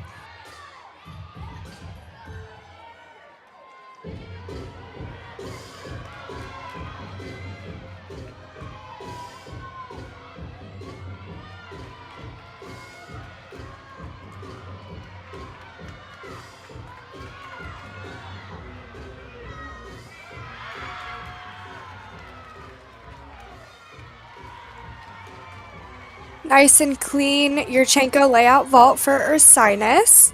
Again, in those lower difficulty vaults, you really want to stay nice and tight and have a clean vault overall with a controlled landing.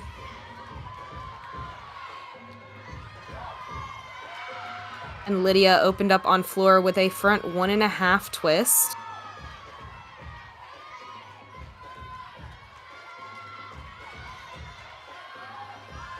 Meanwhile, on bars, Piper did a piked Jaeger, which is a very difficult E skill. And a really cool dismount for her. A lot of people will end up twisting that the second half, but she only does a half twist with it, which makes it extra difficult with a blind landing.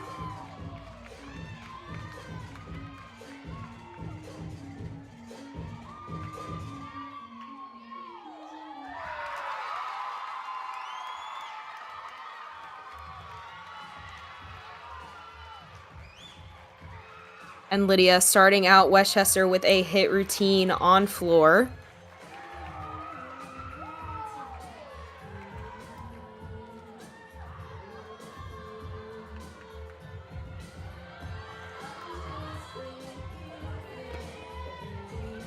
Ending on floor at home is always so exciting. I know Westchester likes to think of it as a floor party. So really just going out there, making the most of the last rotation in the meet and just trying to have as much fun as you can while doing your routines.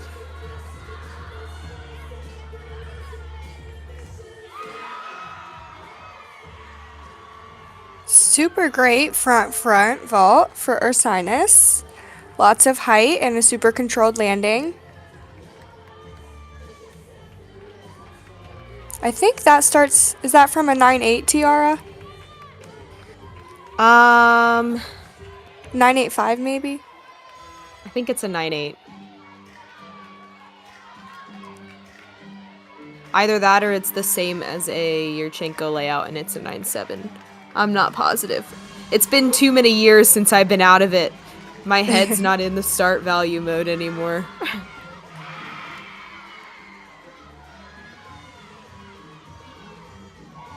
And then Caitlin Tatum, a freshman on floor. Again, this is her floor debut as well.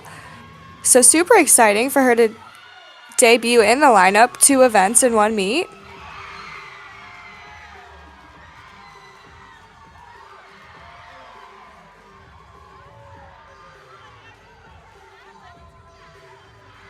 Towson with another hit bar routine. That was Hayden Go.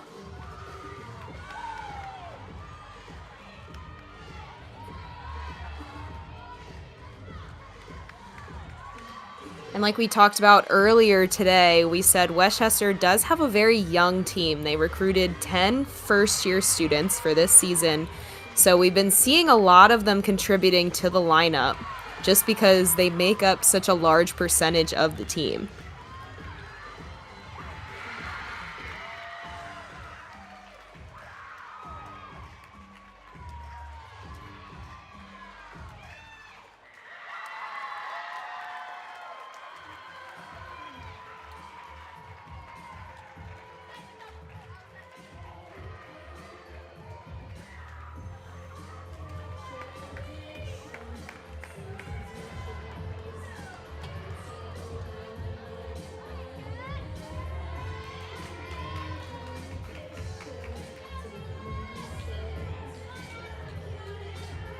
Next up on bars for Towson is going to be Natalie Lindgren. Piper Slocum, who was first, she got a 9.525. On floor, Lydia Stoner got a 9.725. And on vault, Elizabeth with a 9.45 and Valentina with a 9.55.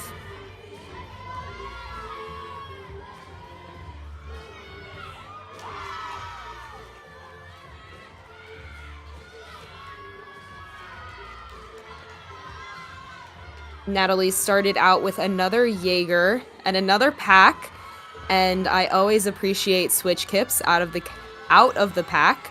They do eliminate the need for another kip cast handstand into a pirouette.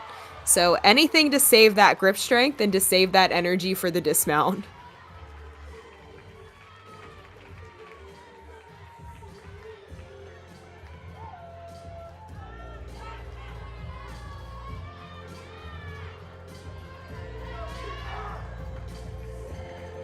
Ursinus's Michaela Duffy just did a Yurchenko tuck full on vault, so a slightly higher start value than the vaults that we've been seeing.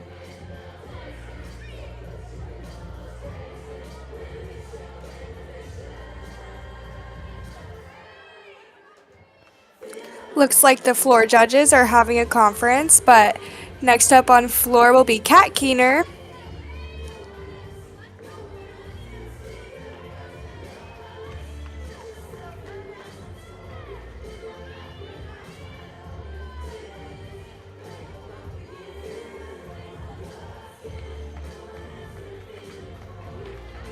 So many judges' conferences recently in this season. There was a rule change this year also that allowed either judge to call a judges' conference, so it didn't just have to be the head judge.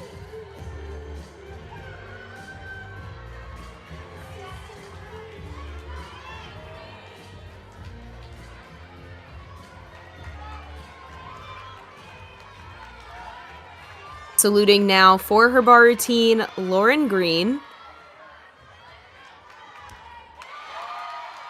Big Yurchenko layout full on vault for Ursinus. Love seeing that higher start value and done so beautifully.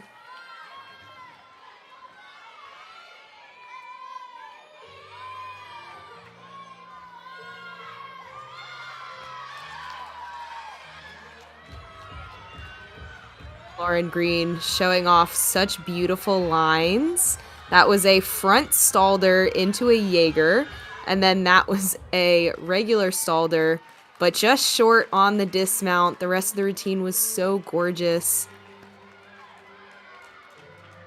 I love seeing all that stalder work. That's not a skill you see super often in college gymnastics. So again, love seeing teams switch it up and emphasize that strength and flexibility. It really does take so much strength to do a stalder. I think I trained one for approximately 1 day, promptly got whiplash, and never did it again. I never even tried that skill. Yeah, well, when they upgraded it at one point so that you could do the stalder into a double back dismount in college, and it would be an up to level dismount. So when that was announced, I was like, I'm gonna learn a stalder. Easier said than done. I was not gonna learn a stalder. Exactly. I wish I could learn a stalder. Kat is another gymnast who favors twisting. Has really great form in the air. A lot of times when gymnasts twist, they'll cross their legs, but Kat does a pretty good job at keeping her feet glued together.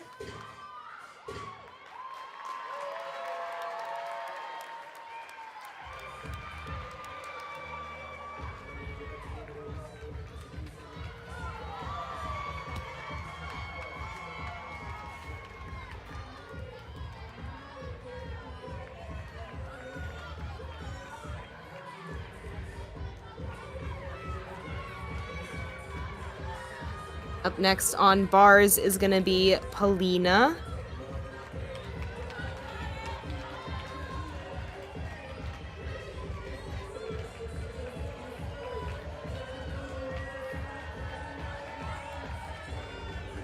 You'll see on floor, it's kind of an all hands on deck situation. Tiara, you know that better than anyone else.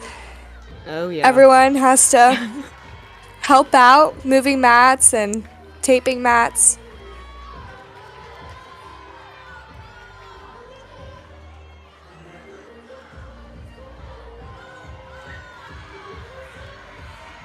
Ursinus with another season high event score on vault today.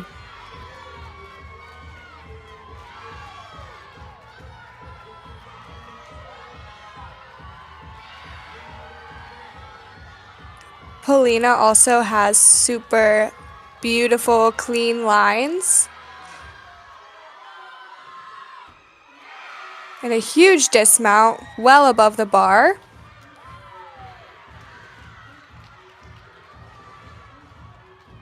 Up on floor, first year Ali Subcheck, starting out with a double tuck.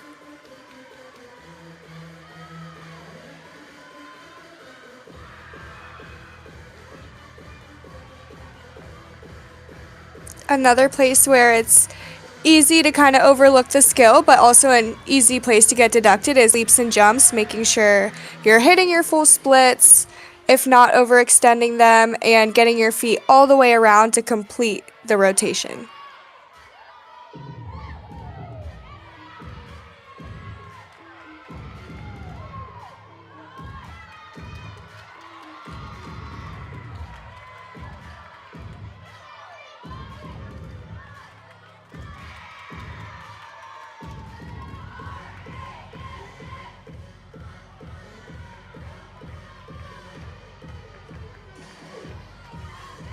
All Westchester gymnasts on floor will also have some sort of chant somewhere in their routine that supports Westchester or the Rams. Christina used to have like 5 of them in one section of her routine. If it fits the music, you end up with any opportunity there is to add one, it will be in there. It also kept you on time with your music. Yeah, sometimes it's used as a tool.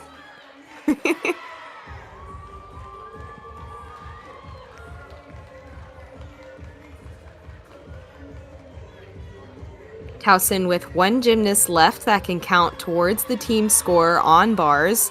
They are looking to drop the 9.25 from Lauren Green. So Isabella Minervini. Love how her legs and her feet are absolutely glued together. A lot of those extended skills like a pack, and I believe she'll do a double layout, are super hard to keep your feet glued together. So great dismount from her. And able to hit that routine so they can drop that score from Lauren.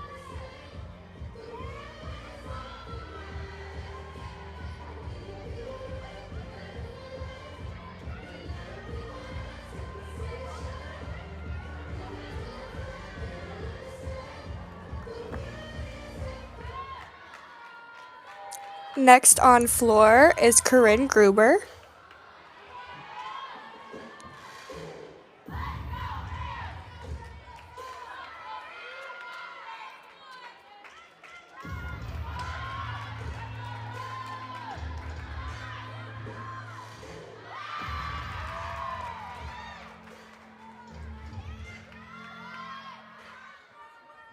Opened up with a front 1.5. Westchester does do a lot of those in their routines. It surprises me every time, even though it shouldn't surprise me anymore. I should know it's coming.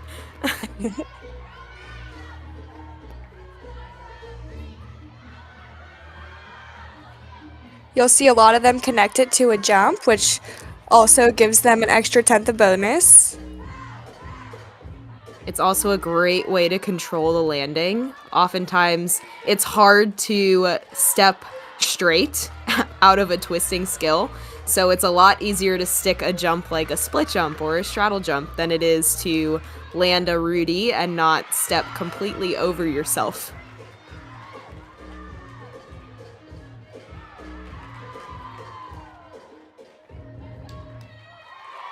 Corinne does a great job of getting those leaps around, no question.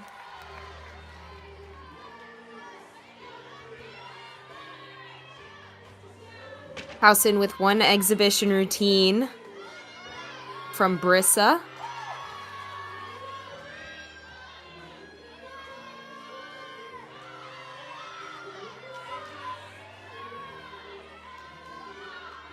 Again, utilizing that switch kip, getting rid of an extra kip cast for a pirouette, change directions to go back up to the high bar, B, less skills to do, helping your grip strength, your endurance for the end of the routine, and C, again, less skills, less chance for deduction.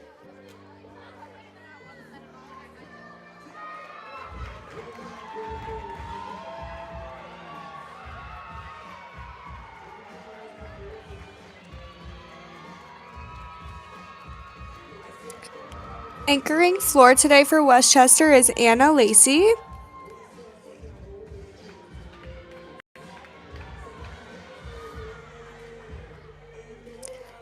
Again, Anna is coming back from an injury the past 2 years, so it's really great to see her out on the floor.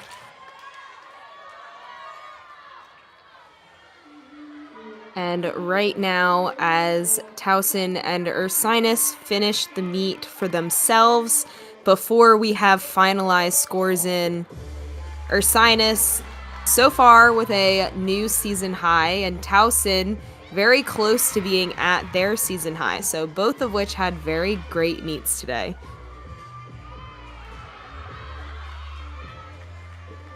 Now it's just Westchester wrapping it up on floor. But being in that home audience, all eyes on you, is very fine and very okay.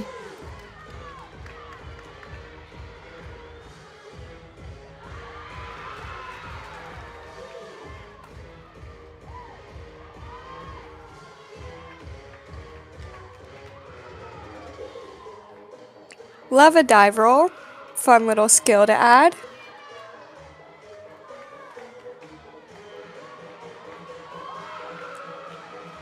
I'm looking forward to Anna's little kick out of her 1.5 front layout. Another great way to minimize deductions from steps on landings is to add a little kick or a dance skill to kind of hide any potential mistakes. It gets me every time because Anna will do it no matter what. She could stick it and not need to do it. She'll still get that kick in there. She's just so consistent and nothing really phases her when she's on that competition floor. So she makes a great leadoff or she makes a great anchor.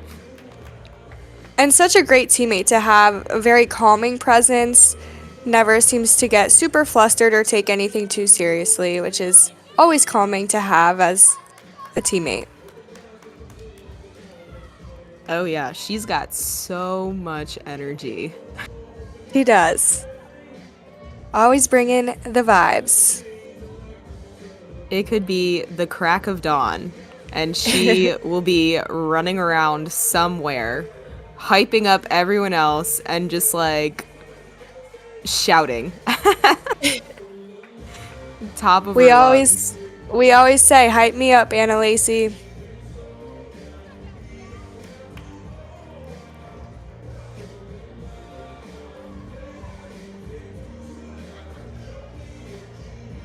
Just have some exhibition routines left on floor.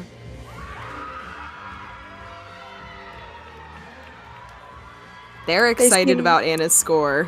Super excited to see what that will be.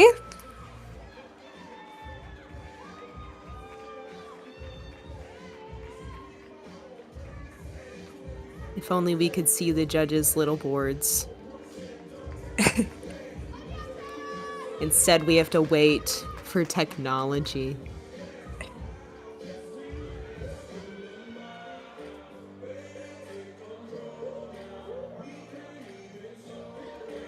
And alas, a judges' conference.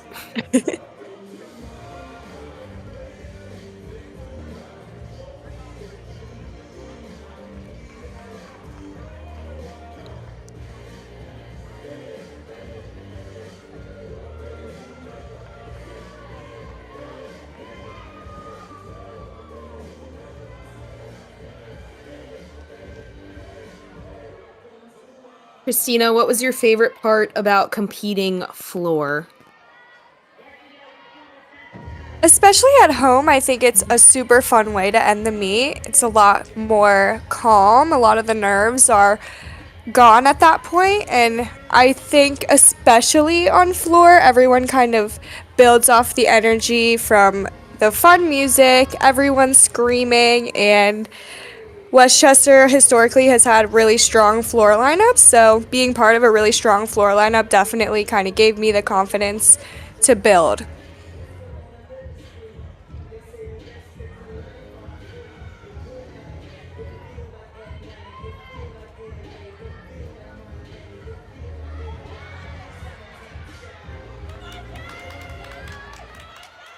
And this is Jaslyn McComsky making her floor debut in the exhibition spot.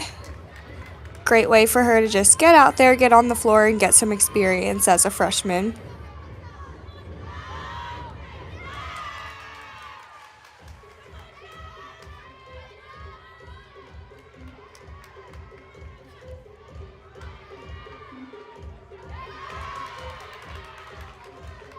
Hitting a lot of season high scores today. Westchester with a 48.75 on floor. That is their season high floor score.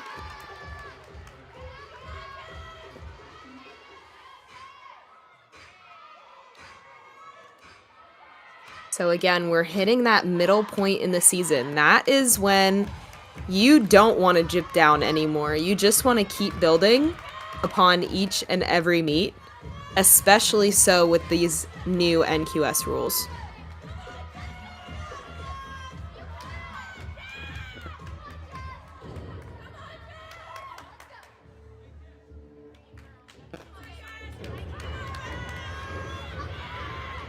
Westchester has done a great job of kind of picking up the momentum on beam and floor, and still, if you can only drop one low score, trying to get as high of a score as possible after struggling a little bit on the bars.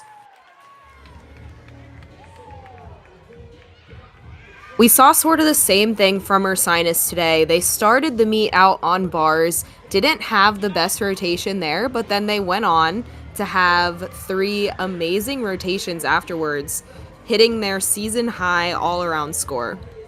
So you can have one tough event, but still come back and use it as motivation and fuel for your other rotations.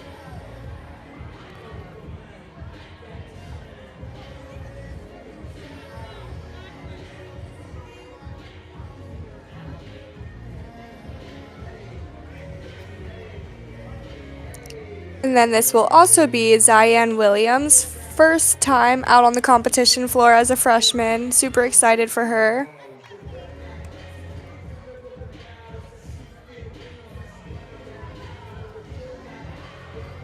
These exhibition spots, they are so important. These gymnasts are ready to jump into lineup in case anything ever happens. They're already warmed up, they're already mentally prepared. But B, also, again, getting preparation and getting to go out there in front of a crowd and compete without your score counting. See how these gymnasts really handle the pressure.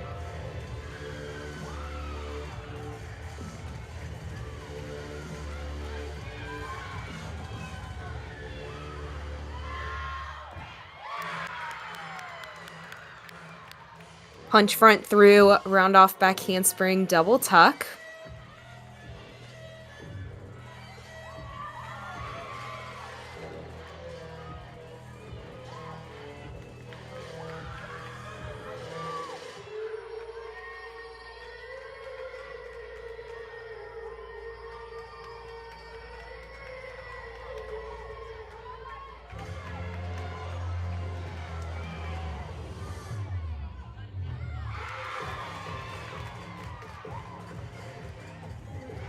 Just had a little bit too much power on that pass, but that's always a good problem to have as opposed to not having enough power.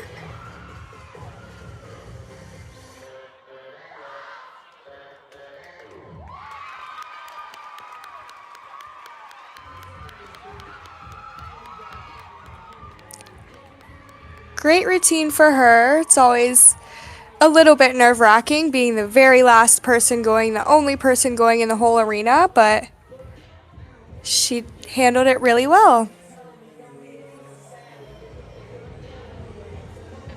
Up our last competitor of the evening. So we'll just be waiting to get our final scores in.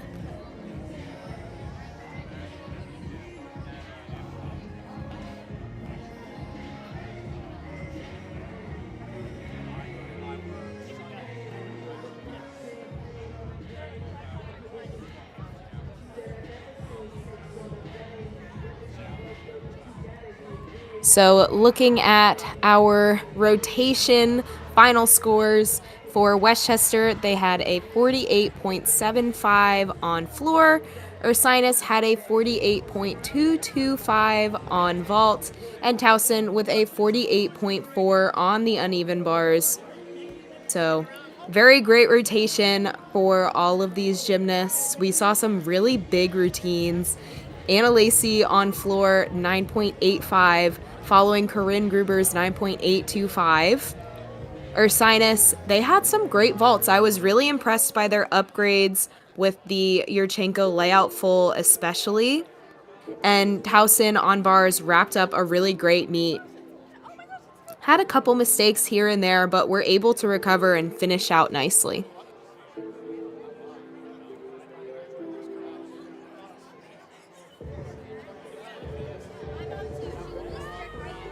Looking at our leaderboard, in first place for vault was Jocelyn Lannon from Towson.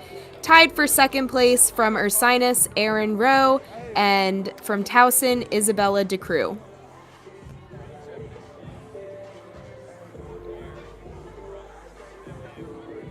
On the uneven bars, taking gold from Towson, Isabella Minervini. In second, Hayden Go, and in third, Polina Belinovsky, also both from Towson. On balance beam, in first, Isabella Minervini. In second, from Towson, Brissa Portillo, and in third, from Westchester, Emma Grace Kelly.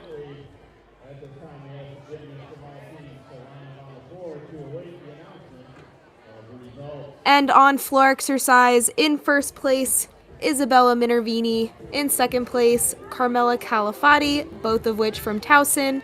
And tied for third, Anna Lacey from Westchester and Sydney Schreiber from Ursinus.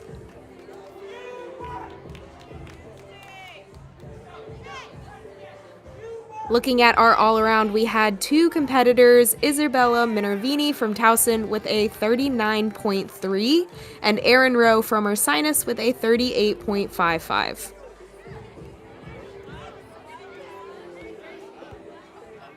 And our final scores are in Towson coming in first place with a 195.325, in second place Ursinus with a 191.95, and in third place, Westchester with a 191.575.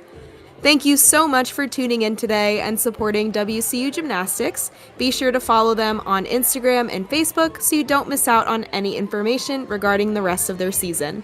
The Golden Rams will compete in a tri-meet at UPenn this Sunday at 2 p.m. where they will see the Towson Tigers once more. One final thank you to our sponsors, IGC, USAG, DGS, Higo, and Synergy Gymnastics, and thank you for joining us today. I hope you all enjoyed it as much as we did.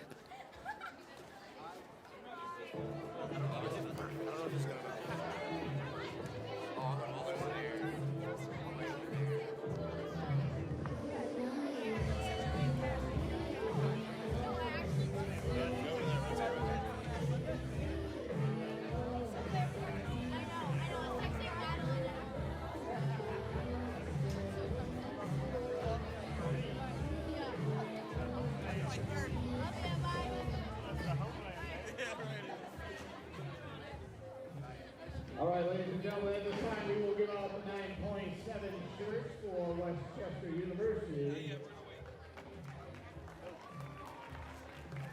Our first 9.7 came on the vault.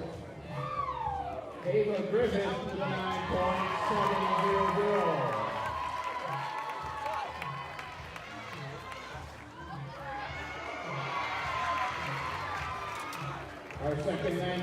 9.7. On the balance beam, Emma Grace Kelly with a 9.775. And also on the beam, Kaden McGuinn with a 9.725.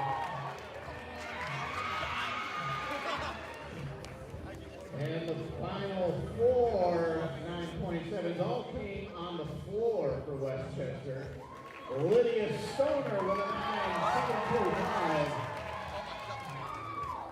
Allie Subject with a 9.7. Corinne Gruber with a 9.825.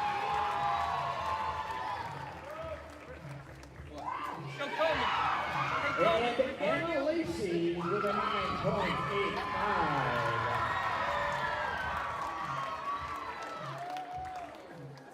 Hey, Miss Coleman, are you bored again? You're yawning over there. Come on.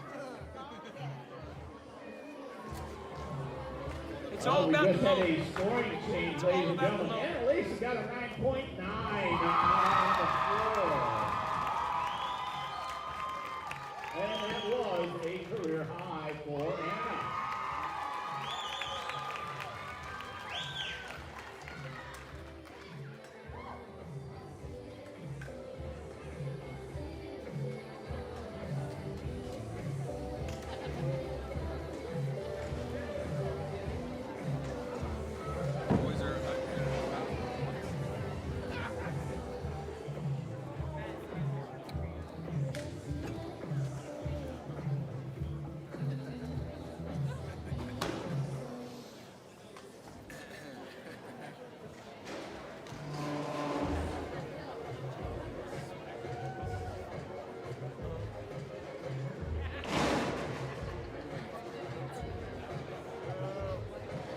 Was that just Westchester scores they were rattling off there? Yes. Oh, well, all the 9.7s. Yeah. But not both of them, it was just Westchester. Yeah. They're not giving anybody else. All right. I'm going to walk with you.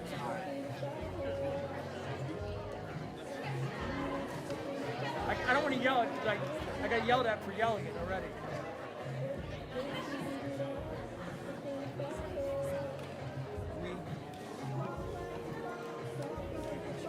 All right, ladies and gentlemen, we will now go with the individual results. We will start on the vault where there was a tie for second place between Isabella DeCrow from Towson and Erin Rowe from Ursinus. And your winner on the vault from Towson, Jocelyn Lannon with a 9.85. So when the exhibition was up, I was like, Kim, she goes, we do exhibition. She goes, what? I'm like, yes. And now moving on to the uneven bars. In third place from Towson with a 9.7, Polina Belanovsky. In second place from Towson with a 9.725, Hayden Goff. And your winner on the uneven bars from Towson with a 9.8, Isabella Minerini.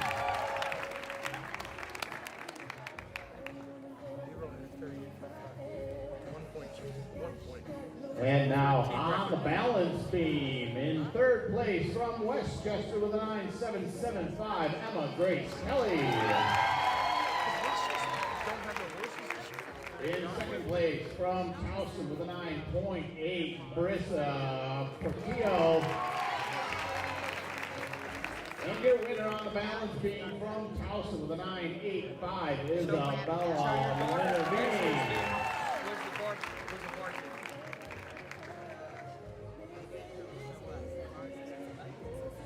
And now on the floor in third place from Towson with a 9.875, Carmela Calafati. And we had a tie for first place from Towson, Isabella Minerini. And from Westchester, Anna Lacey. They both had a 9.9.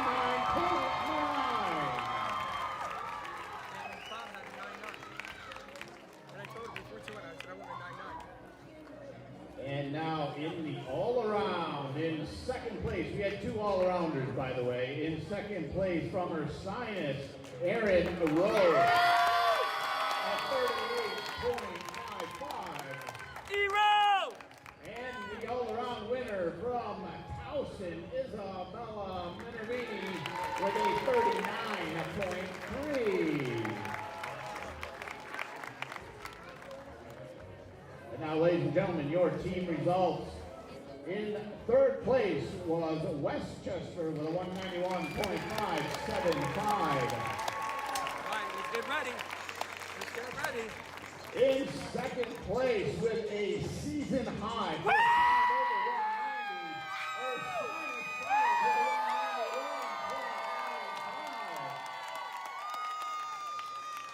UC Bears! And your team winner for this evening, Towson University with a 195.325.